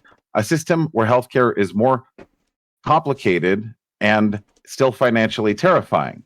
But big money did what it always does. It didn't want to defeat reform. Sometimes it absorbs it.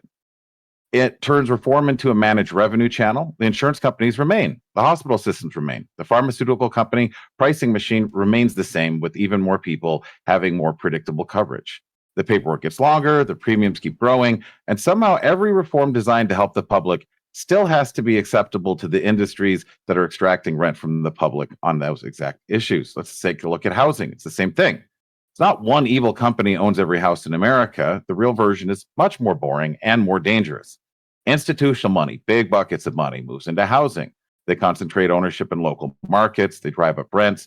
They turn homes people would raise their families into yield-bearing assets. And then ordinary families realize that the American dream is now a landlord and a hedge fund trying to hit a quarterly return target. Democracy says people need stable homes. Big money says housing is an asset class. Who wins? Hint, the ones with the money. In our elections, we already know money matters because nobody spends billions of dollars on something that doesn't matter. Outside spending in federal elections has exploded in the post-Citizens United era, and dark money remains a feature of the system. The whole point of the political money is to shape the attention, shape the narratives, shape candidate viability, and shape what voters actually think is realistic. Big money doesn't need to literally walk into every voting booth and move your finger.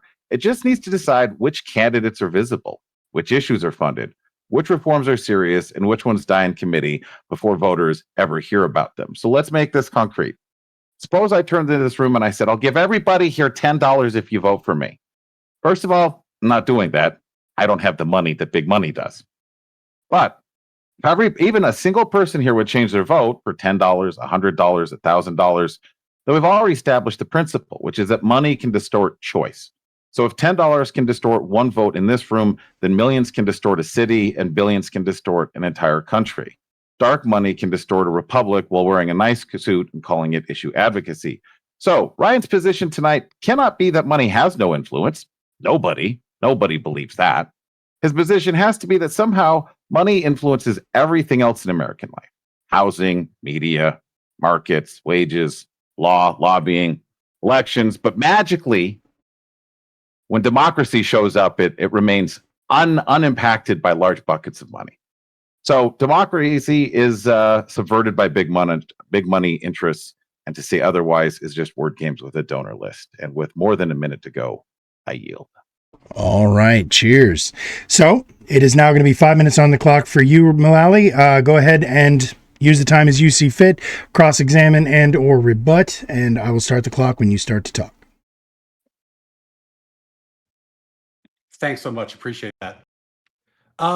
So Joshua, are you for Stream Rift or Joshua for this? I would go with Josh. Joshua's a little formal. You can call Stream Rift whatever works. Whatever you'd like, right? Yes. And that's my first question, so that works for me. I'll use Josh. So Josh, you talked a lot about impact. What in your mind is the difference between impact and subversion? I think that the clean line would be when it is running against the interests. So, for example, we're in a room of 100 people. They all say we want blue, but then the money led somehow everybody voted the other direction. And the reason why they did that was the things the money was doing. Is that a clean framing? So if the money goes against the interest, then it's subversion. But if people are just using money, it's impact. Does that sound right? I mean, give me that first one again, though. I'm trying to get what you mean by subversion, because you talked about impact. Okay, you said money I'll give you a impacts the different. housing market. You talked about money impacts voting, but what's the difference in your mind between impact and subversion? Because the prompt is money subverts democracy, not money impacts democracy. Sure. So it's we'll use the housing one for a clean example. It's subverted because the folks out there that are actually out voting for things like affordable housing, the subversion happens when the real estate developers, such as happens in Nevada, I live in Vegas, happens here. I'm assuming it happens nearly everywhere. When they fund candidates that give them legislation that allows them, for example, in the state of Nevada, most of the land here is actually owned by the federal government, and so when the real estate stays tight, then the real estate developers make more money. It's great for the builders that are donating, but it's shorting everybody else that's just trying to get through the day.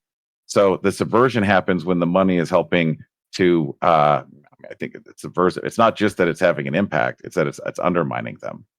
But it's undermining who? I guess the what will I'm of the getting at people. is Yeah, the will of the people. Okay, so in your mind, is it fair to say, do I have this right, that the purpose of American democracy is the will of the people? Yes, I believe democracy is ruling by the consent of the governed, and they're having their voices heard. That's roughly what I laid out. And for example, if 51% of the people voted to beat the other 49% of the people with sticks, would that be a good and virtuous outcome in your mind? No. Why not? They're the majority. Let's make it easier. Let's say it's 80% of the people vote to beat the other 20% of the people with sticks. Would that be a good and virtuous outcome? No, I think we're talking about subversion, though, not whether it's good or it's bad. It's the will of the people. Subversion of what? You're saying subversion of the will of the people. I'm saying if the people vote to beat the other 20% of the population with sticks, is that something that should be subverted? Is that a good thing? Or is that something that a functioning democratic system ought avoid? Well, so if you want to concede the prompt that it's a good thing that money is subverted by democracy, or that money subverts democracy, that's fine. We're still in our opening here. But the fact of the matter is, I'll use your hypo just slightly different. If 51% of people said no, we're not going to beat the other 49%, but then I don't know, there was an ice cream giveaway, and they said, hey, but if you vote to hit the other people, we'll give you ice cream. And then it tipped it to the 51% the other direction. That would be subverting democracy because it's. While I appreciate the attempt to reframe, what I'm driving at is, in your mind, is a functioning democracy one in which the majority can tyrannize the minority unchecked? Is it? No, there should be no terrorization in a democracy. So there should be checks. Majority power should be checked. There should be checks against the will of the people in a functioning democracy. Sure. I'll give you that one. What, in your mind, is the check that prevents the vast majority of people who are not wealthy from voting to steal and kill the wealthy? What's the check? I'm not sure. How are we tying this to the subversion of the Let's say democracy, 90% of the people are not wealthy and 2% of the people are very wealthy. What is the check that stops the 98% from voting to kill and steal from the 2%? I don't know. Well, my opening's coming up, so that's probably going to be when we get into that. All right. We'll go ahead and stop the clock there. So good landing there. So, all right, we're going to go ahead and put 5 minutes on the clock now for you, Ryan. Start the clock whenever you start to talk, sir.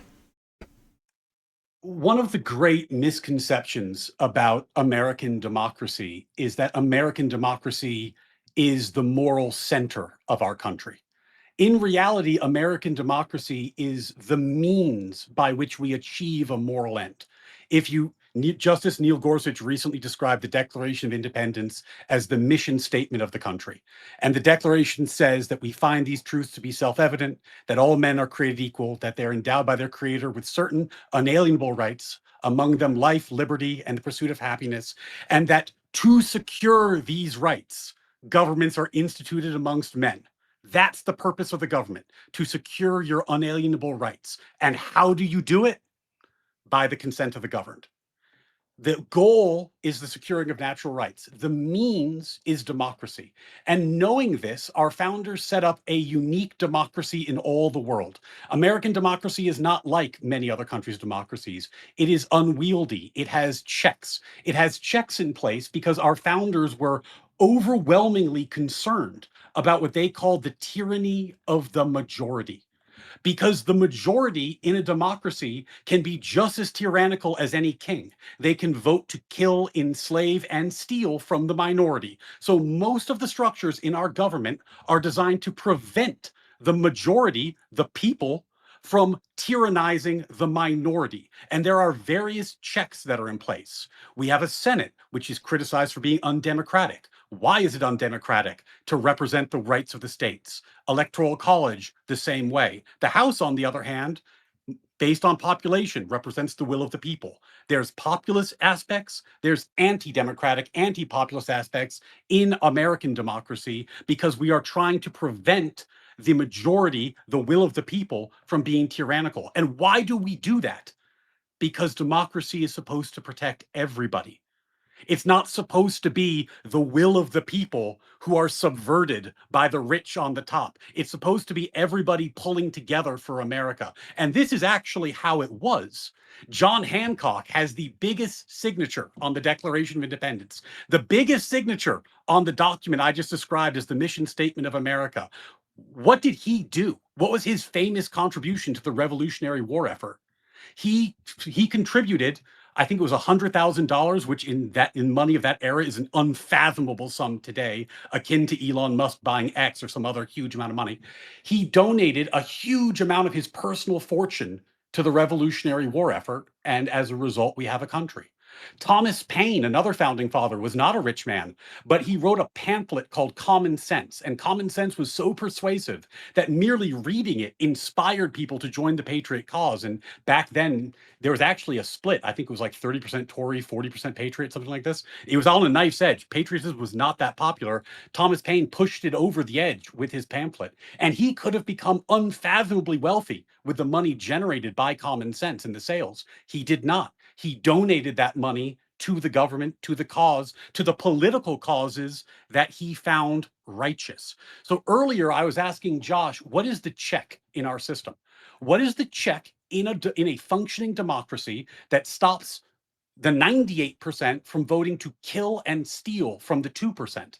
And the check is that in a functioning democracy, you have rights that are unalienable, a right to free speech, a right to use my money to advance my political speech. That's a critical right. Now, how does that play out?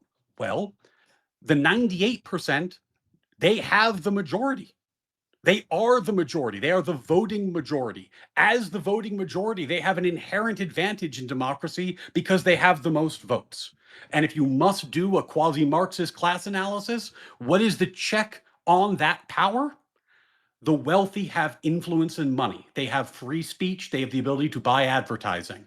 But this is a right that everybody enjoys.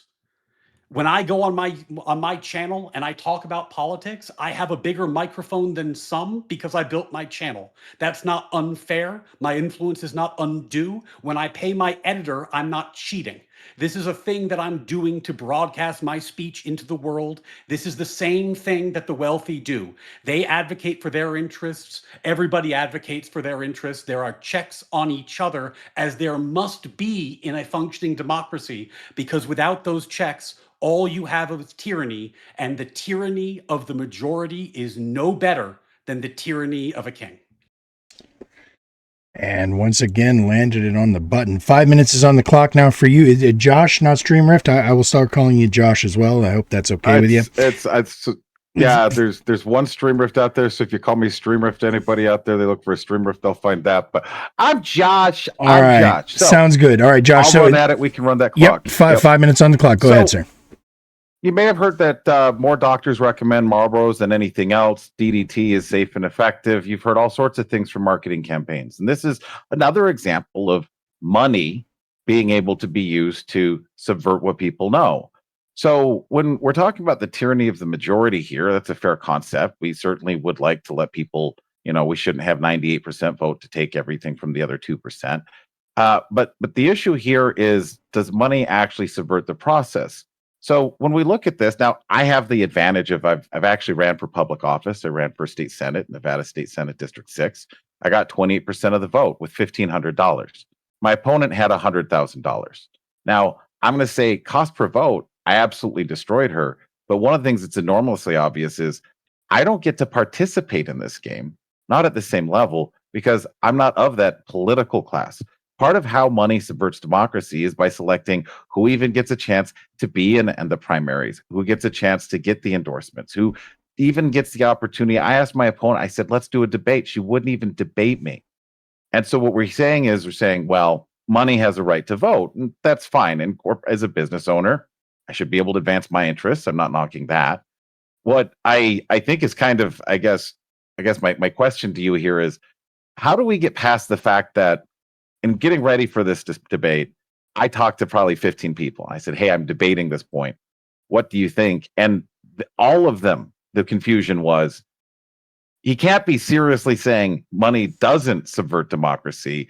It's just whether it's okay or not, right?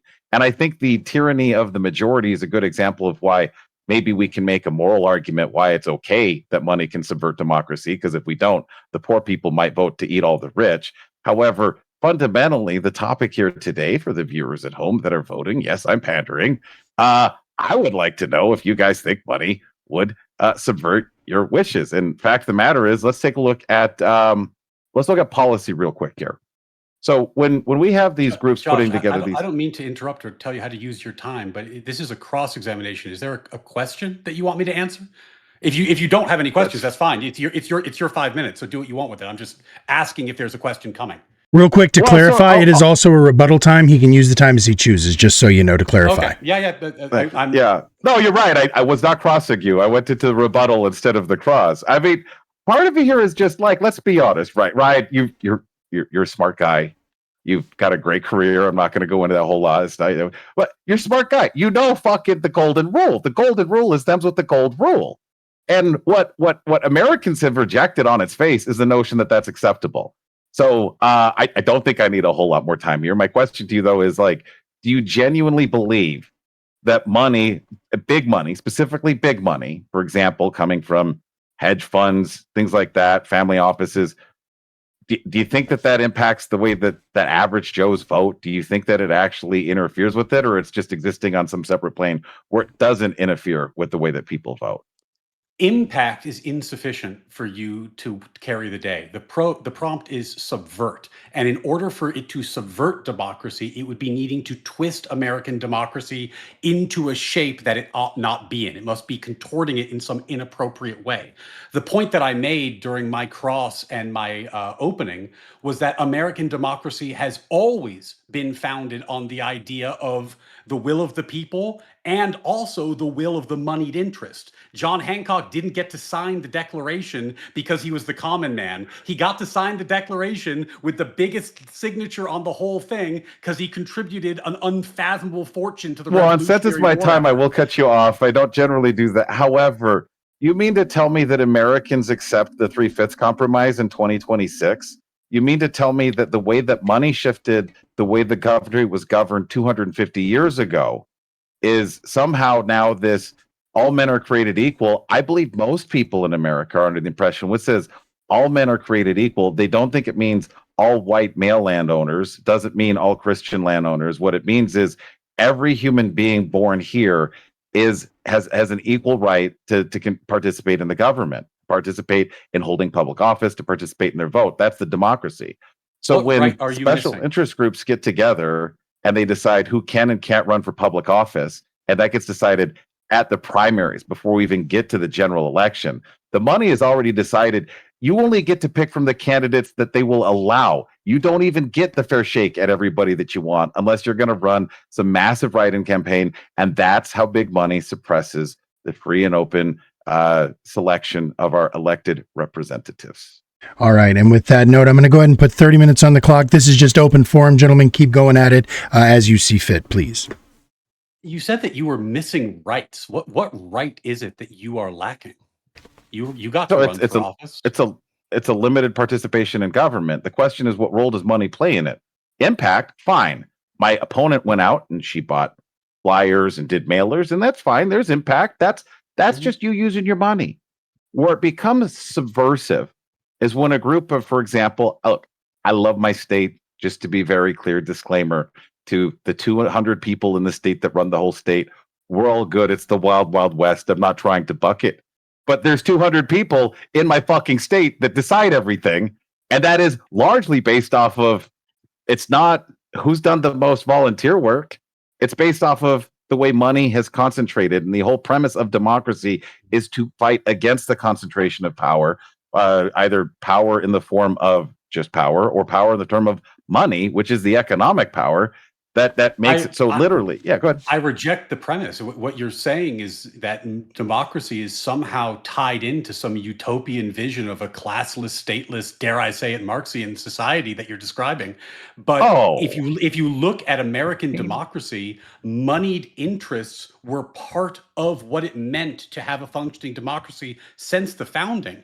And the burden is on you in the affirmative to show that democracy has been subverted. So what I submit is that I demonstrated that money was married with democracy and married with politics from the inception of the country. Money is tied to free speech rights, which are the rights that check the government from tyrannizing the minority, because as you admitted, the tyranny of the majority is a serious concern. So in order for democracy to have been subverted, it would have had to go from a place and become worse. What you're describing is that money has had an impact. And I will agree with you that money has always had an impact, but impact is not subversion. You have to show subversion, and I don't think you've shown it. What you've shown is it would be easier to run for office if you had money. I'm sure that's true. It would also be easier to run for money if you were immensely popular and had 100,000 people who were going to vote for you, even if you were broke. There's a lot of advantages that make running for office easier. If you were a celebrity, it would be easier, even if you weren't particularly rich. There's a lot of things that make running for office easy. That doesn't mean that democracy has been subverted just because advantages are advantages. In fact, if you treat everybody as if they are equal, one of the things that happens is people get unequal outcomes because we treat them as equal, but they're not equally intelligent, they're not equally wordy, they're not equally glib, they're not equally resourced. There are inequalities within society, but because we treat them as morally equal, we accept that there will not always be equal outcomes. So with that lengthy segue, I'm going to ask to you, what is the democracy that you believe has been subverted? I don't see it. I'll give you the same example I gave in my opening. It's a real easy one we can sink our teeth into. People want a place to live. They would like to own a house. If we did some polling, they've done lots of polling. Affordability of housing, home ownership, these are things people are concerned about. And if we had a functioning democracy when these people were voting for things like I don't know, affordable housing. Now these leftists, God, they're misguided. They vote, let's use government money to make housing affordable, and we'll ignore for the moment the fact that that doesn't work.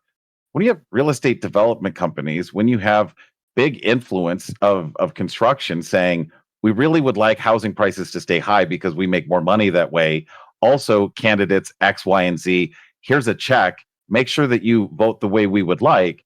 That is the intersection of where's the money? That's one bucket of money. It's the construction money. And then where is it being subverted? Because literally the people who are being voted into office to combat affordable housing, this is the express will of the people made very vocal. Then the politicians say, but I really like getting reelected. And I took this check from, for example, I'm going to pick on them, Keystone Corporation, because they didn't give me the endorsement. And they say, oh, well, we like to support responsible regulation. Well, that regulation usually means restricting the opportunity for the cost of housing to go down. So we have money flowing in a direction from a private company donating to to politicians. Do we think that's just out of the goodwill of their heart? They just really like that? It's typically not how businesses spend money. And then what's happening for them? They're able to keep the cost of housing up and up and up and up. Feels subverted to me. I feel generally confused by this example. Like I own property. I live in a small town. The people in the town could vote to have large housing developments in the town. They could vote like YIMBYs if they wanted to. They don't. They don't vote for it in their zoning because the people who live here would prefer that it be houses and not apartments. And if it is apartments, that it's 2 or 3 unit apartments, not big apartment complexes. So there's very few big apartment complexes, and there's a lot of houses because the people in the area are voting in a YIMBY pattern rather than a NIMBY pattern. Now, I understand that like you might prefer that we have larger housing complexes, which would lead to more affordable housing. And I could even grant you that it would. But how is democracy subverted when the people within my town vote in their interest to keep the town the way they want it to be? That doesn't seem subversive to me. That just seems like the people are voting for what they want. Well, I mean, you walked off literally the exact examples I gave. I gave you a place, Nevada. I gave you a group, the construction companies, the real estate development firms. Then I said the people that are getting screwed are the people that are voting for the elected officials that are getting. I'll give you another example. F1. This is a great Las Vegas example. Heard of F1 before? Big race. They do it all over town. Well, they bribed some of the commissioners here, and then it got approved, and literally businesses closed. Some businesses, we had more business closes during F1 than we did during COVID. And so during this time, what's happening? A couple of politicians got bought off by money from big interest, F1. And then what happens? Small interests, the little guys, the gig drivers that are stuck driving Lyft and the whole traffic's all fucked up. So they spend 2 hours waiting to get to a ride. The riders are upset. The drivers aren't making any money. You've got the staff that's getting, I mean, there's just entire companies that got closed because of this. And this is a situation not because the good people of Las Vegas voted to have this happen. It's because elected officials received money and things of value in order to make a decision at the expense of the people they're supposed to represent. That is the quintessential definition of money subverting democracy. Well, but now you're describing a crime. Like if the question is like, is crime bad, then I tend to agree with you. And is bribery of public officials bad? I tend to agree with you, but it's also illegal. So, like one of the things, like I don't find that like it's particularly persuasive to say that democracy is subverted by people committing crimes because we actually have means of remedying that. There's a whole structure of government designed to combat some crimes. Now, is it going to be perfect? No. But I don't think the fact that like, we can point to examples in history of bribes being paid means that on the whole, in any meaningful way, democracy has been subverted by the fact that there are bribes. And if that's the standard, it's a fairly laughable one. What are we talking about here? We're going to say that democracy has to be totally spotless, pristine, and perfect. There could never be a blemish in any way, or it has been subverted. This is why I called it utopian earlier, because what I think you're comparing it to is a vision in your head that's never existed. Whereas the proper metric would be whether American democracy as a historic entity has been subverted. And I don't think it has. I think that that's what we're doing, are we? Has it since inception been subverted? I mean, I'll ask you this just right between the eyes. Here's the thing. Here's a question. If isn't a bribe just a perfect example of money subverting democracy? And if the bribe comes from big money, doesn't that meet the prompt? The question If is whether big money, the question is whether democracy has been subverted by big money. That's what we're talking about. Right. So if F1, big money, hands money to Tick Bloom or whatever the fuck his name is, the county commissioner, Las Vegas, the Clark County commissioner, and they go, yes, let's do this thing's going to fuck a bunch of what our voters voted for.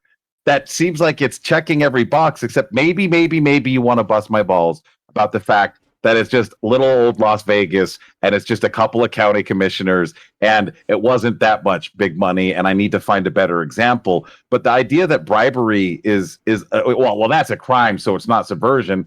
It's an illegal form of subversion. We'll go with that. That's why we don't like it. That's why we made it illegal. This is why, even if we say, well, money has a right to vote, even if we say, well, corporate dollars have the same free speech rights that an American natural citizen has, fine.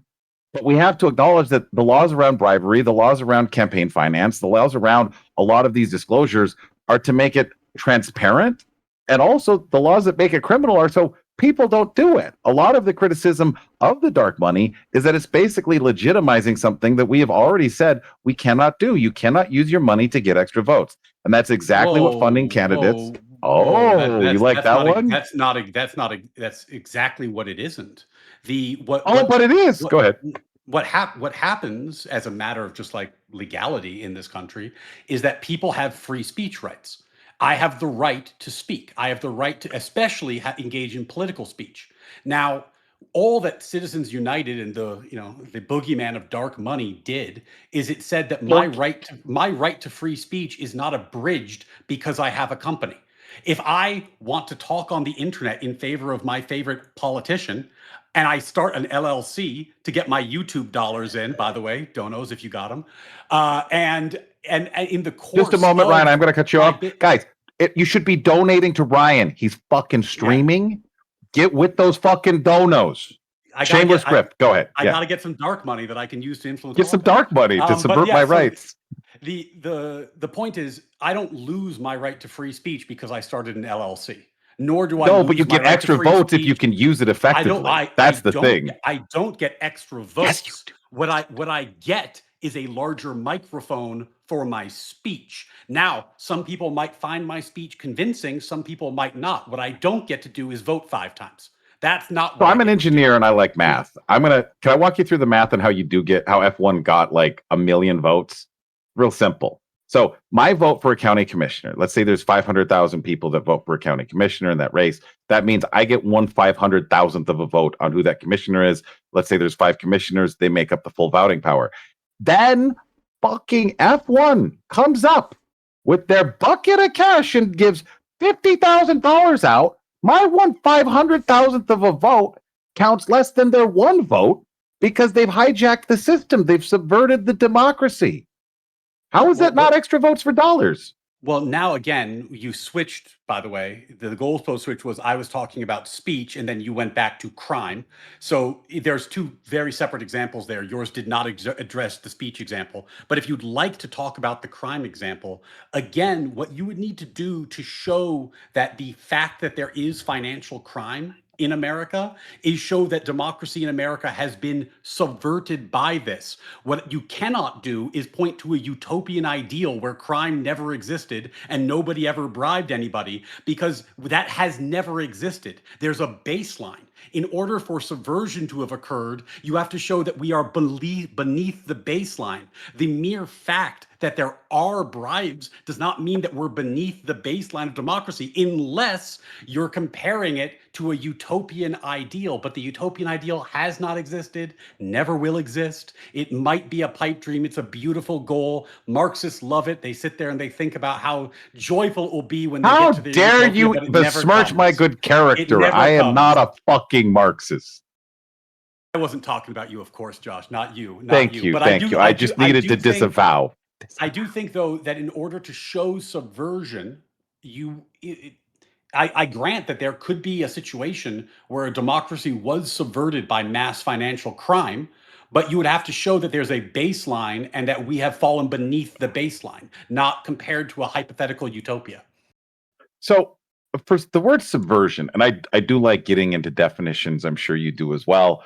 The one I'm working with on subversion is the act of systemically undermining or overthrowing an established system, such as a government authority. So, if The two establishment and a half being million the baseline. people, if 2.5 million people vote for county commissioners to set policy, and every one of them gets sidelined on the F1 issue because F1 shows up with their corporate money that does have a right to speech. I am on that team. Corporations have a right to speech too, even political speech, as upsetting as that might be. What they don't have a right to do is to break the law. And the thing is, when they do, it kind of definitionally undermines literally all of the 2.5 million voters in Las Vegas. I'm sure there were some that were pro Las Vegas. On the balance, they weren't. And you're saying, well, that's a crime. It's not subversion. It's like, well, the subversion, the crime is the subversion. Well, we're talking about democracy on the whole. We're not talking about like whether Oh, in you can do better. in one specific instance there was a crime. Of course, there have been crimes. Like it would be very silly of me to sit here and argue otherwise. But the prompt is whether democracy is subverted by money. Now, for it to be subverted, no, not by money, by big money. Sure, but it's democracy, not democracy in Nevada, not the F1 Commission. It's democracy writ large. Democracy as okay. A let me do it at large and example. The point I'm making is I'm not familiar with F1, but when I did a quick Google on it, so when you brought it up, and it appears that there's ethics investigations, that there's going to be ramifications for this. That actually seems like democracy righting the ship and fixing it. That's actually sounds like a functioning democracy when the corruption of big money is uncovered and remedied. I'm not sure, and to say otherwise, I think you do get into utopian territory where you're like, it should have never happened in the first place. I don't know. I've never heard of a society where crime just never happened in the first place, and I don't think that's a fair standard. Well, the part that you're expertly waving on here is essentially you're saying, okay, well, the bribe subverted it, but let's use a bigger one. As Joe Biden said, this is a big fucking deal. Talk about the ACA. So ACA gets passed. Oh my God, isn't this wonderful? Everybody has health insurance. All of the lobbyists, insurance companies, they got excited. The pharmaceutical companies, oh my God, all these people are going to have insurance. Fuck yes. And then what happens when the subsidies disappear? Premiums are triple what they were. Wait a minute. What happened here? The entire American health system got hijacked by the medical finance cartel. We can be all spooky about it, but basically insurance companies, pharmacy benefit managers, these sorts of things, they all control the money. What they really liked the idea of was the government backing a bunch of premiums getting paid. And that put a bunch of capital into the healthcare that drove up the cost of healthcare, drove down the cost of healthcare. And by the way, the American people with the AC, they paid for a study on this. And when Mitt Romney, 2 years before that, they had Romney Care in Massachusetts, we go, oh my God, it's terrible. We've run a recent test. Avert, New York. I was born in New York. I was a health insurance agent in New York. Give people a snapshot in time. New York, it's an enlightened state. You do not need to be turned down for your health conditions. Now, premiums at the time in a state that does underwrite for health insurance would have been about $125 a month for a reasonable high deductible plan. $5,000-$10,000 deductible pays for doctors. In New York, it would be $1,000 a month or more.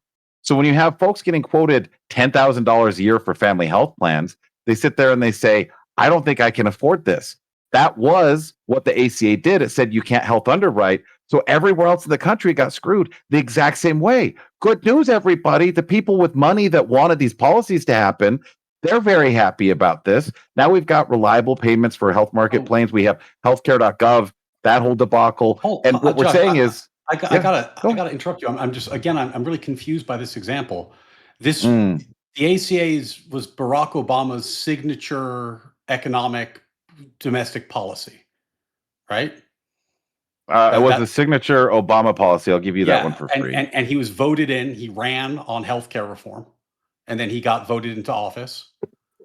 Now, And somehow everything got worse. if you want to, yeah, if you want to tell me the ACA was a very bad idea, I'm going to agree with you. But there's nothing more Where did it come democratic from, though? than dumb people voting for dumb policy. You don't Well, but need big money to we explain. didn't vote In for that fact, no, policy. Josh, you Yeah, go talked ahead. for a long time. Let me give you my Go ahead. example. My family comes from the used to be great state of California, and in the used to be great state of California, they have a referendum system, direct democracy. And the people there voted for something called Proposition 13, which basically froze their property taxes, and they no longer went up. Now, this sounded really, really great because people wanted to have low property taxes, and everybody voted for it because who doesn't want to vote for low property taxes? What it turned out to do was gut the property tax base of the state, gut the tax base for the school systems, which went from the best in the country to near the worst, require that the state impose one of the highest income taxes in the country, and require that the state impose one of the highest gas taxes in the country just to get by. You don't need big money to have bad ideas in a democracy, Josh. The people are very capable of having bad ideas all by themselves.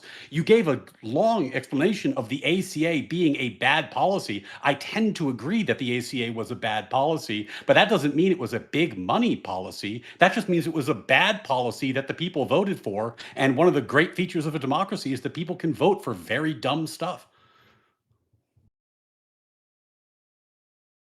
So, which American voter drafted the ACA? Well, now you have a problem with the whole system of the country forever. Which voter ever drafted any law in our federal Well, system? you just attributed the ACA to the voter. Josh, in my you asked me, position. you asked me a question. I'm going to answer. No voter. Yep. No voter. Sorry. Politicians, lobbyists, and legal experts drafted the ACA. What is there any federal law in the history of our country that was drafted by anyone else? I don't know the relevance. I suspect not. It sounds. I don't know where you're getting with that one, but go for it. The relevance, again, is that for you to show subversion, you would have to show that there was an established system, as you read in your definition, that was subverted. Lawyers, politicians, experts, and lobbyists writing laws has been the only way we've ever written federal laws. So the fact that you have lawyers, politicians, lobbyists, and experts writing a law is not evidence of subversion. It's evidence of status quo. Well, so it's a fault line in what you're saying, because you're saying people can vote for bad ideas. This idea itself was not voted for. People voted for people, and the decree was solve this problem. Then all of those groups that you decided, especially the lobbyists and everything else, who was meeting with Obama 2 weeks before it got passed? Pharmaceutical companies. Worked out pretty well for them that a bunch of people started getting marketplace insurance and could now start getting prescriptions paid for by government subsidized health plans. Now the cows have come home to roost and the premiums have gone up quite a bit. And the pharmaceutical companies that help support this type of legislation, they've been rolling in it and they've been doing just great. So now we're saying, well, but the stupid people voted for this, or people voted for something stupid? No, Yeah, I don't think that's true. I think people voted for candidates that screwed them. That's the stupid part. Well, but that's how democracy works. That's not a subversion. People vote for politicians who then do things. We don't, like, a direct democracy at 300 million people would be an absolute disaster. It would be Okay, we don't need to do Athenian democracy. I'm not saying we do.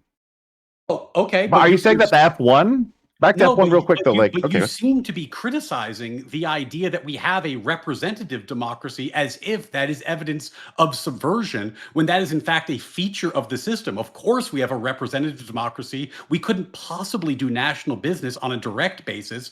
And this is just how that goes. Like, look, during World War II, FDR imposed wage caps on the country. He imposed wage caps. Companies couldn't raise the salaries. He was doing it to fight inflation as part of the war effort. Now, that had some weird side effects. One of those side effects, which might interest you, given that you mentioned the ACA, is that companies couldn't compete on wages, so they started giving out insurance as a benefit. And then the insurance became tax-free because the IRS said it was not income.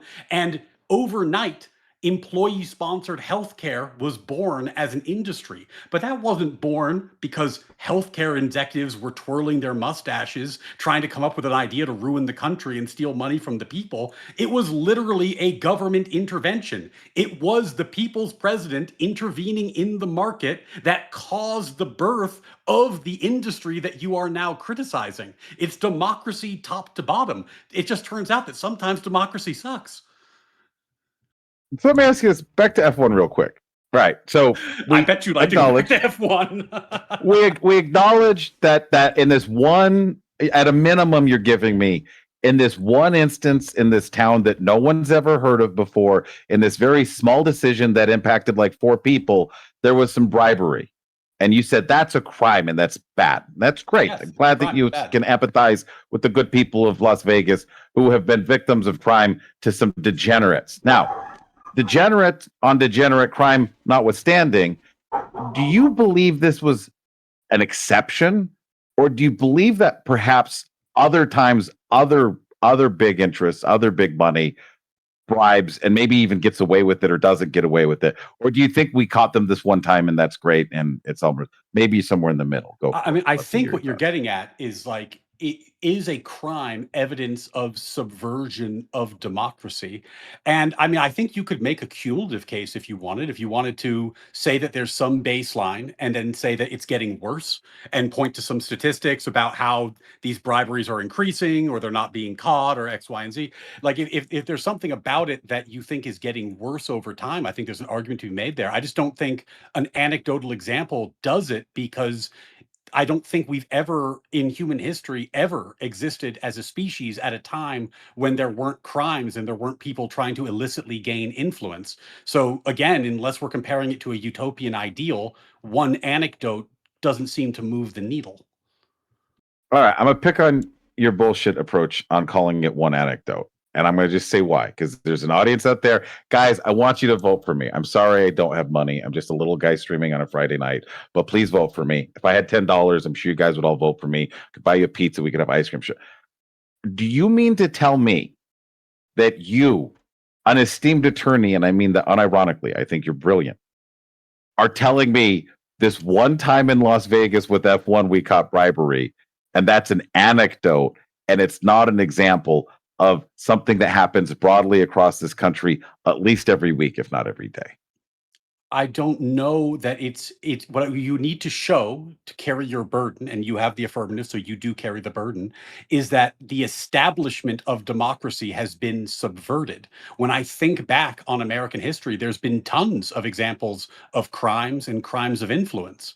They've always been a feature of American democracy. So the existence of crimes, and even crimes of influence, doesn't strike me as inherently a subversion. That seems like the status quo to me. For it to be a subversion, you would need to show that the establishment has gotten somehow meaningfully worse. And I don't think the example goes that far.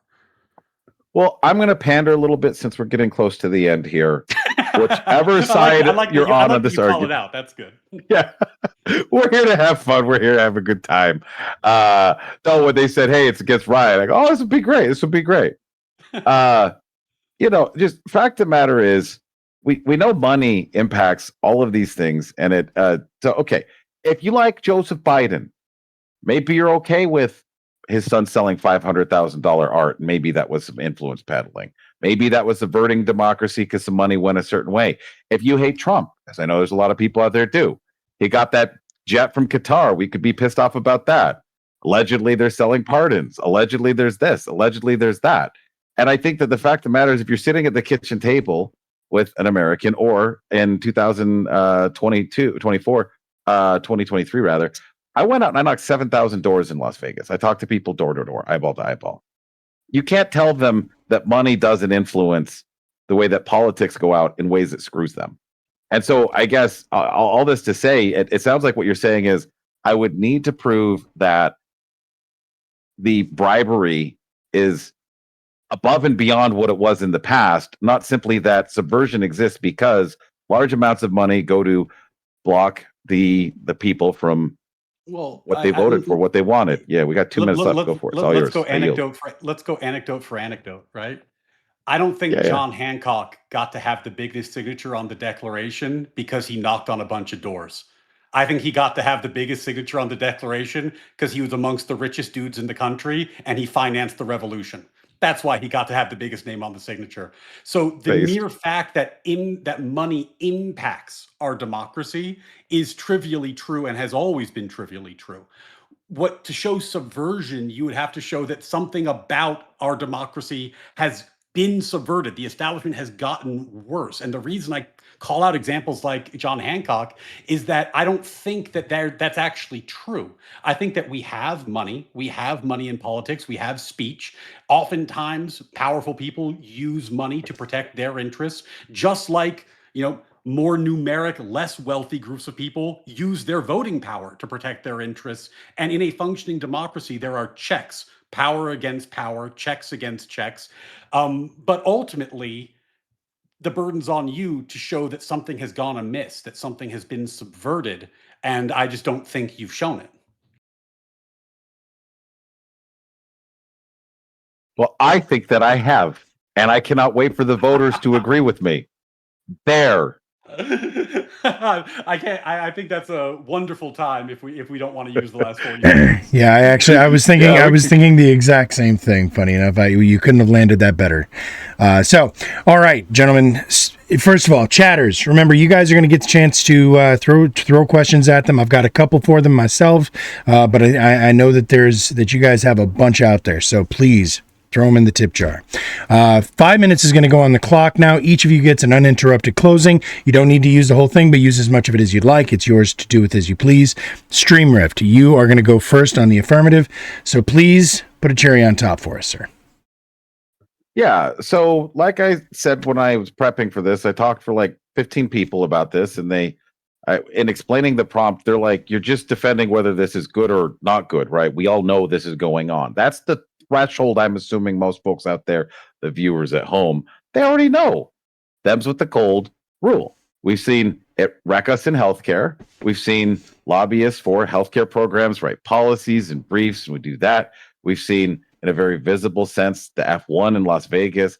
There was some treachery. Now, of course, Mullally, it's a good argument. I've actually felt like at times maybe I wasn't landing this, but it's so self-evident.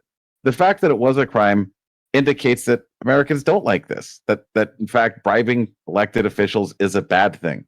And when a big company like F1, I don't know, maybe there are bigger brands. It's not Silicon. I mean, they're huge. It's a globally recognized brand. When they're buying off local politicians to screw the local community so they can make a couple of bucks, it's like the cleanest example I can find. And this isn't an isolated incident. We could call this an anecdote. Fine, that's cheap. We could say that's just one example. That's your truth. But we've seen this throughout time. We've seen this, for example. You know what? I'm going to end on the side of brevity. Viewers at home, I think you already know Ryan was going to have a tough battle, and I think he lost. I'll end on that. All right. Sounds good. And 5 minutes is on the clock now for you, Ryan. Closing thoughts, uninterrupted. I'll start the clock when you start to talk. Well, thanks so much for hosting me. This is a really cool format, and it's as people who watch my channel know, I do a range of debates, some of which have generous and structured formats like this that lead to good-natured and more intellectual back and forth, and some of them have some more blood-sporty undertones. So it's nice to change things up and do one of these for a while. So I appreciate you for hosting. It's a nice thing and my pleasure. Change of pace for me. So one of the great American quotes from James Madison in Federalist Number 50. Sorry, lost my mic for there. If men were angels, no government would be necessary. If angels were to govern men, neither external nor internal controls on government would be necessary. If we lived in a utopia, there would be no crime. There would be no subversion. There would be no attempts to influence things illicitly through bribery or other things that my esteemed opponent brought up tonight. But we have never been those people. We have never been angels. We have never lived in a country governed by angels. From its founding, we have always had crime. We have always had influence peddling. We have always had money in politics. Mr. Hancock, Mr. Paine at the founding, some of our most esteemed founding fathers are great examples of this. In order to say that a system has been subverted, it is insufficient to point to a utopian ideal that has never existed and will never exist, and then say we have failed to live up to it. That's not subversion. In fact, if you look at American democracy, almost all of our structures are designed, as I said earlier, to prevent the tyranny of the majority, to prevent the people from voting to rob and kill 10%, to protect the property rights of people who have earned property. How do you protect property rights from the majority who could just vote to take your property away? You have to have inalienable rights. You have to have constitutional rights. You have to have legal protections. These protections exist, and people sometimes call them unfair. It's unfair that somebody who has money can buy a bigger megaphone. It's not unfair. They're using their right to free speech, and they have it because the system ought to protect the minority as well as the majority to have a functioning democracy. That's what a functioning democracy is. And again in this debate, my esteemed opponent pointed towards this hypothetical ideal utopian standard and said, look, in this one instance, isn't it a bad thing? Wasn't it a bad impact that money did something? But that is clearly insufficient to carry his burden. What he has to show is that the system of democracy has itself been subverted. But what he's pointing out to is simply what our founders knew, what James Madison knew, that men are not angels, that there will be crime, that the crime will be hopefully caught and punished, and sometimes it won't be, and that we'll do our best and we'll try to make the system better over time. Subversion, I submit, would require evidence that something has gone fundamentally awry, that the established system of democracy, noisy and imperfect as it is off course fundamentally, that something has gone wrong, that we are no longer living up to our ideals, that we are no longer pursuing life, liberty, and pursuit of happiness as our founders intended through the just powers and through the consent of the governed.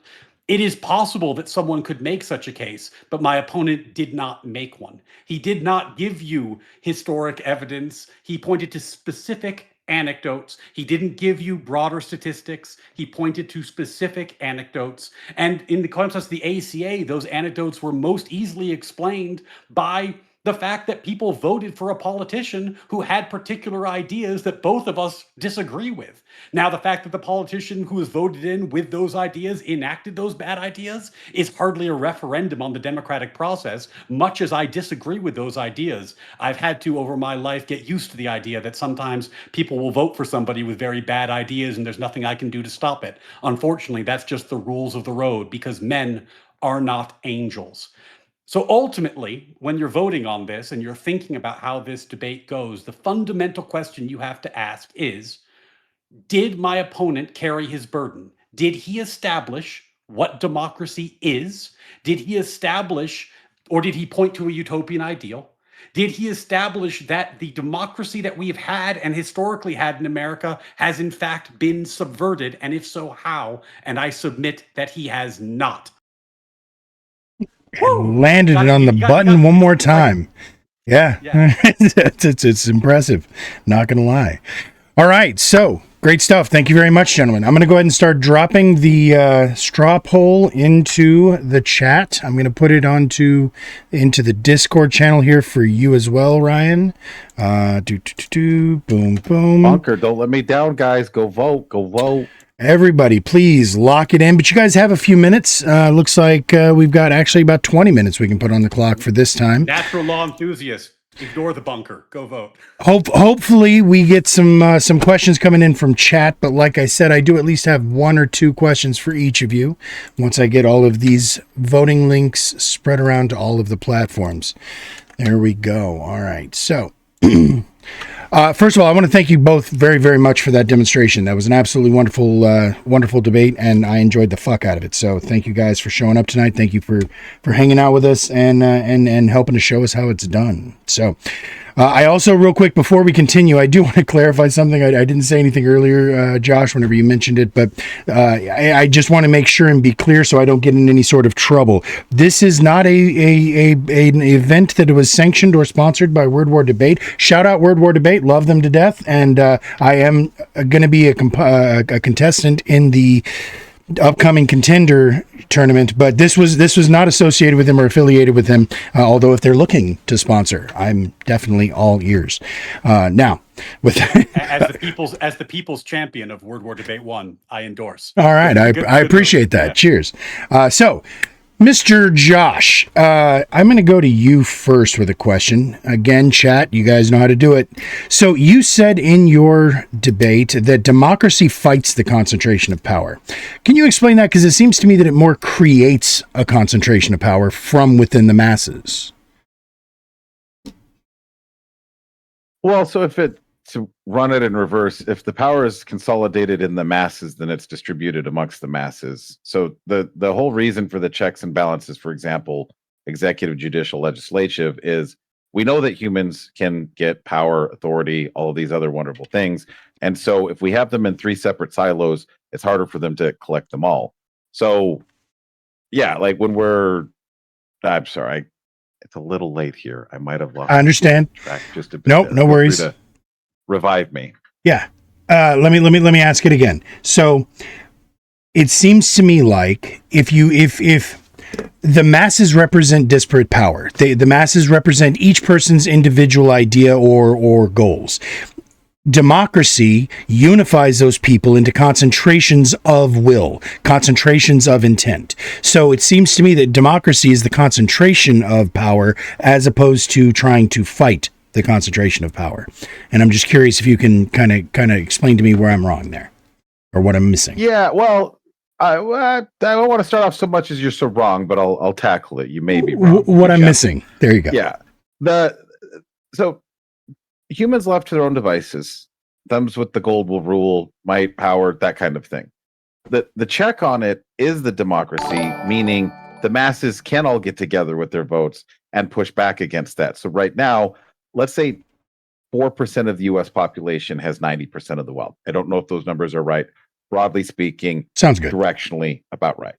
So without democracy, that would mean the other 96% would have no effective voice or way to challenge it, particularly short of bloodshed. If we're going to expand this out, since we heard about John Hancock and the Founding Fathers, once or twice. The reason why we have this fucking thing is so that we don't all kill each other. Right? So we don't have a bloody revolution. Sure. The ballot box is the alternative to off with their heads. So this way the 96% don't decide they've had it enough with the 4%, grab the guillotine, and it's Bastille Day all over again. So to me, that's the peaceful, as Ryan was pointing out, the rich should also not be hung by their toes unless they've actually committed a crime other than simply doing well for themselves. So this is how we keep the balance. Okay, good stuff. Ryan, question for you. Actually, this one I can't take full credit for. Or actually, I can't take really much of the credit for. We've actually had this exact prompt once before on the DMZ. And the person who debated the affirmative had a very interesting angle on it. I want to throw at you just to see how you respond. We're not going to get too into the weeds of conspiracy theories here, but I'm sure that you guys have at least heard about the UAP disclosures that are currently taking place. And if you haven't, there have been huge fights within Congress to try to force disclosure from the Pentagon regarding things in the sky that nobody knows what they are. Okay, we'll leave it at that. Nobody knows what it is. That said, the congressional representatives, which you mentioned in your opening, I believe, were representative of the will of the people. And you also used that as the example of democracy. If our congressional representatives are not able to actually follow up on the power of the purse, because of the military-industrial complex's big money interests, is that not the direct subversion of democracy you were looking for? I'm not sure I understand. Okay, let me try it again. Okay. Ask a question. Yeah. It might clarify. Yes, sir. When you say they're not able to follow up on it, correct. That's because they don't have the votes, right? No, sir. So I don't.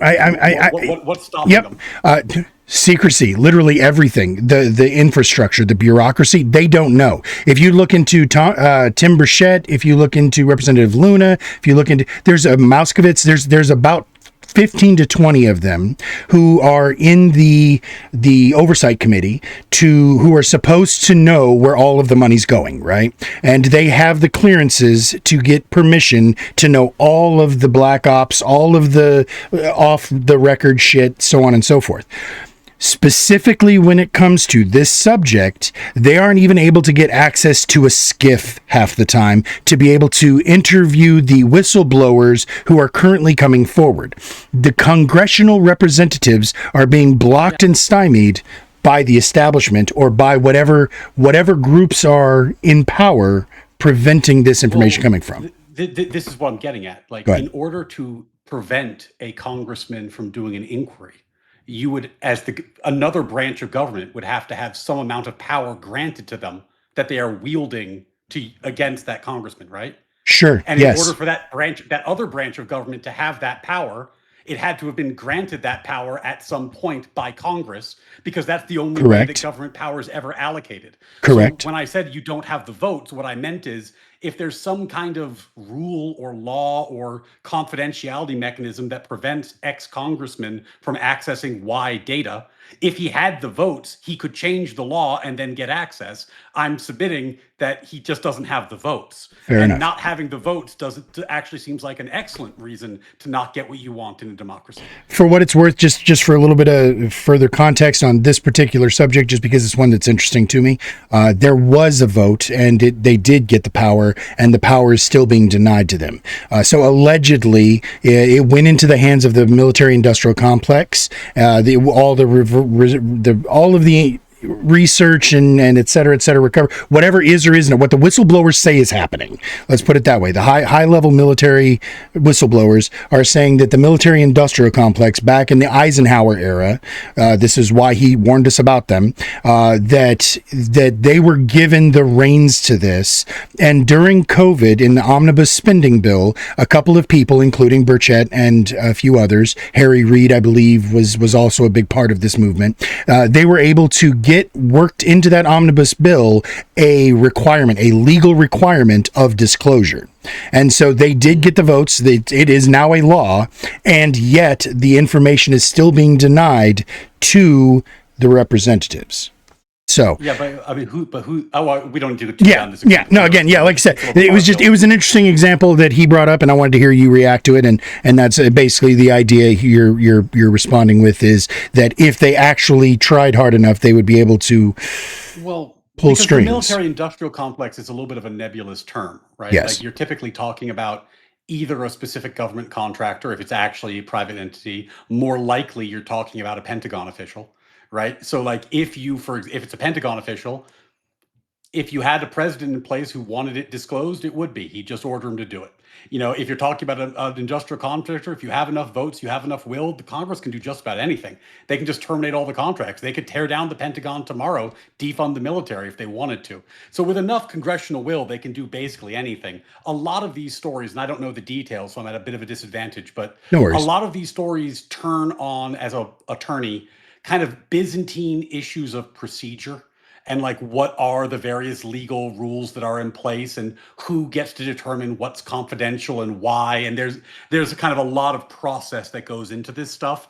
And I don't know the details here, so I can't speak to them. But often when they sound quite enticing, and then when you get into the legal nitty gritty, they're incredibly dull and bureaucratic. So we'll see. I don't know this example. Sure. That's my intuition. Sure. Well, and you actually did sort of hit on the head the thought that I had, which was, well, ultimately they can pull funding if they really had big enough issue. If they're the ones who decide where the money goes, they can say money's not going to you anymore, then shrug. So good. Yeah. Agreed. Like I said, I just wanted to hear how you'd react to it. So we still don't have any questions. Apparently you guys did so well that they have no questions for you. You filled in all of their fucking blanks. So we just answered the topic. But by the way, Josh, are you doing word war debate as well? I'm not. Well, No, That works. I'm not. I'd like the problem is, and this is a little distraction. I'm sorry. That's all right. I've already gotten through my 2 questions for y'all, and let's just bullshit. Go ahead while they're voting. Yeah. Well, so like a part of what's frustrating about this space, just in general, is right. Like you've got the rage panels, and they're kind of fun, but like I'm 41. I don't know about just shrieking at each other. Then you actually have somebody that's actually competent to engage with it. And we've had some nuanced arguments back and forth and poked each other in the ribs. To actually have something that's kind of interesting and engage with it, it's tough to set something like this up. So if World War Debate, if they want me, I'm available. I actually have things I have to do sometimes, so I can't endlessly stream and do the contender ladder. I'm excited that they are creating opportunities for folks. There's a few folks in some of these like private discords like I'll hang out in. I guess most of the discords, all of them are basically private. Whatever. Anyway. And Ryan, how's it been for you? I appreciate the thought. Yeah, I've been talking about this with my chat a lot recently because there's a weird thing that happens in like the debate ecosystem in law, politics, or just this corner of the internet where you kind of have to have a diet, right? Where it's like, if I only do like super highbrow content, that's not going to attract eyes. And if I only do blood sports, then I'm just doing like shrieky debate panels, and that's not good either. Like you kind of gotta find this happy medium, but it is tough right now because I'm seeing a lot of the kind of like the larger political streamers are going into pseudo fortress arcs where they're kind of creating these hug boxes where they just kind of want to talk within people who agree with them. And we're not quite getting as many of the like the great or greater debates that we used to have. And when we do, it's, I don't know if you guys saw, but like Destiny called into my show and like we had like an impromptu debate, but it was like very much the opposite of this. Like it was a lot of performative tactics and a lot of kind of like just trying to elbow each other. I don't know if like the audience learned very much as a result of watching us maneuver, but it was entertaining. So, there's something to that too, but it's tricky. But I super appreciate Horseradish, you trying to carve out a space that has a bit of a different vibe because that's not easy to do. It's not, and I have definitely had to struggle. I'm not going to lie, but it's funny that you mentioned the hug box, the echo chamber. That's definitely a thing that we are trying our best here. We call this the Demilitarized Zone or the DMZ. We do our best here to try to avoid. We're always trying to recruit from both sides of the fence because a little self-aggrandizing. My personal belief is that you can't truly know you disagree with somebody unless you fucking listen to them, right? Like unless you show you understand them. You can't say you disagree if you don't understand what they're saying. So what I found coming from when I was a background in debate and forensics, what I found was when you put a clock above people's heads, they tend to actually stop and listen, and they have no choice. And especially you will look like a fucking idiot in this format if the other person says a bunch of really smart stuff and then the clock's on you and you're just like, whatever, retard. Like it's nobody, you, and the fact is, if what we're all here to do is to try to change hearts and minds, then improving our rhetoric is important. And I have never once seen anybody have their mind changed by having somebody fucking yell and scream and insult them. Not once in my life. Never, not ever. So if we can get to a point where even if just in some small areas of the internet or in the political space, people can get back to talking to each other and doing what like I said, you guys put on a clinic tonight. This was beautiful to watch, and I've enjoyed the fuck out of it. Yeah, exactly. Go team, 100%. And this was a demonstration of exactly what we're trying to do here. We're trying to get people to be able to talk with people that they disagree with again. Because that's another thing is I spent 4 years doing the just talking to the chatters, and what I found was how much overlap there is. That there is like that you take any two people, there is 80% of shit that they agree on, and it's just that 20% on the margins that they fucking disagree on. How about if we move the needle, fixing that 80%? Can we start there? Would that be swell? So we can at least see some sort of progress. Oh fuck, am I a progressive? Yes, I am. But anyways, I'm not your traditional progressive. So yeah, well, this is it's one of the trickiest things to remedy is that there's a real, I would actually say, as people's platforms grow, financial incentive to clip farm during a debate. Sure. Right? Like, because like it's one thing to win, it's another thing to win and also have a good 2-minute segment that fits within a YouTube short. Of course. Right. And it creates a different goal because you're like, well, I need to win in this particular way, which means I need to get into a moment where I can just be like, to quote my frenemy Pisco, yes or no. You seem like you're yelling and screaming and driving the point home. But to your point, yeah, I don't think anybody hears that and actually changes their mind. I think it's team sports. Yeah. People will like you or dislike you based off of their Bayesian priors, and you're not shifting anybody. Yep. So I sort of noticed something about sort of the way I listen to debates and discussions.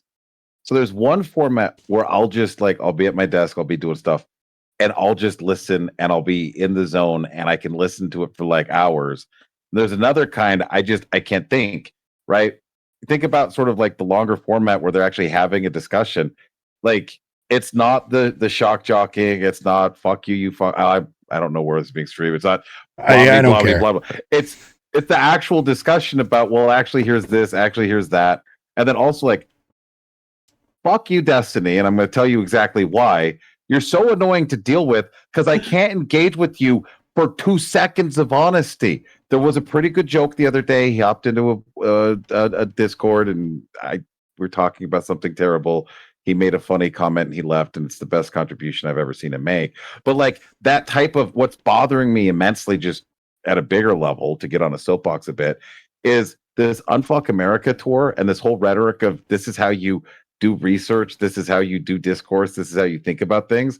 It's just fucking AIDS. To every DGGR out there, fuck you as well. I'll have to pay for that, but I come pre-doxed. I'm not scared.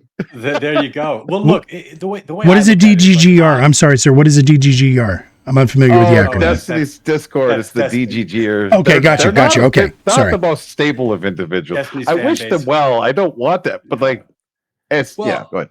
Like to me, like I was motivated to get into like internet conversations and spaces, like just autobiographically. Yeah. Because when I had my first kid, I watched I got like sucked into watching old, not Jordan Peterson debates, but actually I like audited his college courses because he had his intro to psych and his maps of meaning courses online. So I just kind of bought the books and audited it because I was holding my newborn and I had nothing to do at night. So I would just watch like hours and hours of that. And then I saw him do the Sam Harris conversations. And those were these kind of like long, over the top, good faith conversations, right? And the truth is, you gotta really have a lot of trust in the other person to have that style of conversation, right? And like, I take the point about Destiny. Obviously, Destiny and I are oil and water, and whenever we talk, it's going to be a pretty intense debate. But the real sadness there is that I don't think there's actually any room to have a more honest conversation, because there is always going to be a theatrical element there where like it's playing for the clip and the crowd and the bass, and that's what it's going to be. And that's fine. I actually don't mind blood sports. I'm happy to do it, but I would be appreciative if there were more people who wanted to have a different type of conversation on the internet and see how that goes. It's just, the truth is, you gotta, if you lay that on the table, you are taking a big chance, because you might be like, here's my good faith argument. They're like, boom, clip farmed. And that can put you in a very awkward position. So I think we're all navigating uncertain waters. Yeah, no, you're not wrong there. That's the part I was excited to chat with you, because I had an idea of what to expect. It wasn't going to be a knife fight. We could get off a few. We could even run with that. This is the other thing. I wasn't afraid I was going to glitch you out. You just completely spurg out. That would be that. If I went too far on something, you would reel it in and we'd be okay, and then it would go on. That's why I like, folks with a little fucking. Josh, would you consider yourself left leaning or right leaning? I'm a radical centrist. I'm a constitutional conservative. Most people would take me to be far right. However, I think I'm a lot more moderate. The moderate being more libertarian leaning. So my perfect two-party system is Republican and libertarians. Libertarians don't understand borders, and that's my two-party system. Okay. Out of curiosity, how do you feel about multi-party systems? Do you think we should go to like a ranked choice system? Not ranked choice is worse, is the problem, because we just fought ranked choice in Nevada.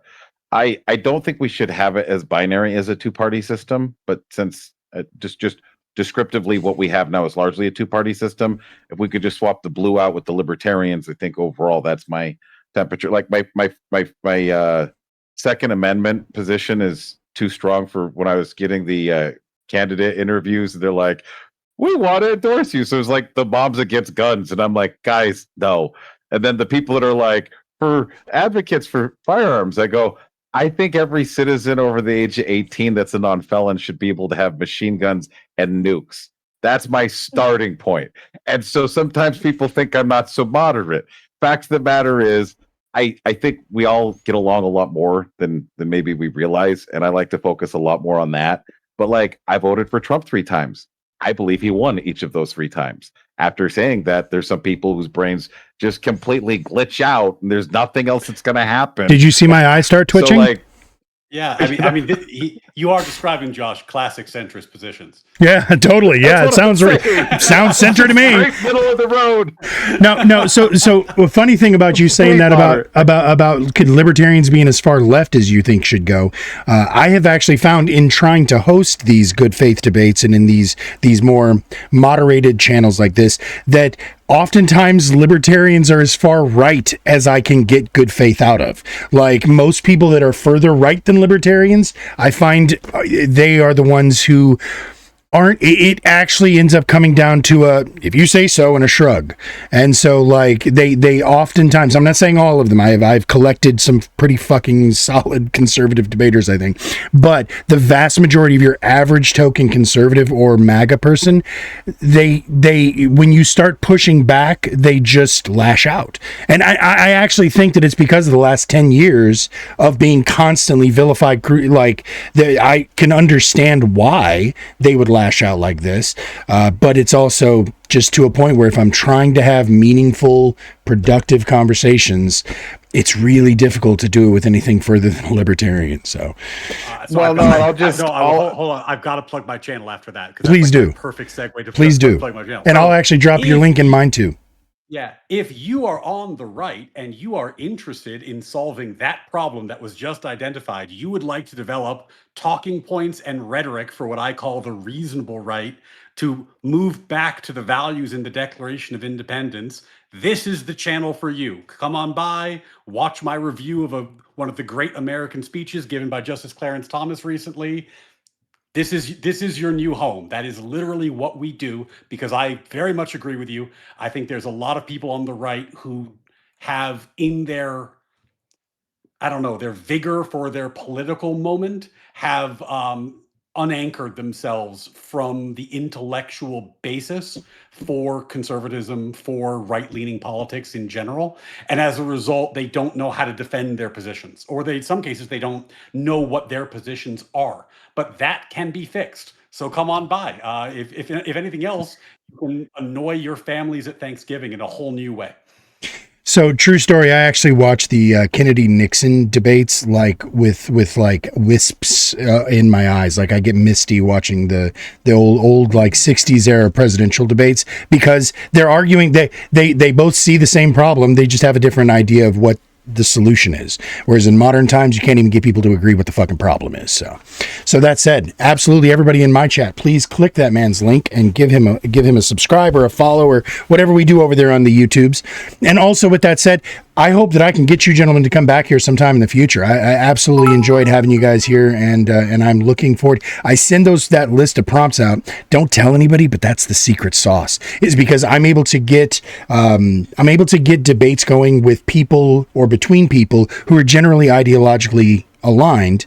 But something else that we like to do here is 3v3 debates. And those 3v3 debates, funny enough, I was already thinking, if you guys liked it tonight, I was going to try to hit one of y'all up for next week, or maybe even both of y'all, because the prompt for next week, both of you gentlemen agreed on the same side as, and I've already got the negative, but I don't have the affirmative team. So if you gentlemen are available next Saturday, I would love to have you back for a 3v3 debate. The 3v3 debates work a little bit different, but they're more fun.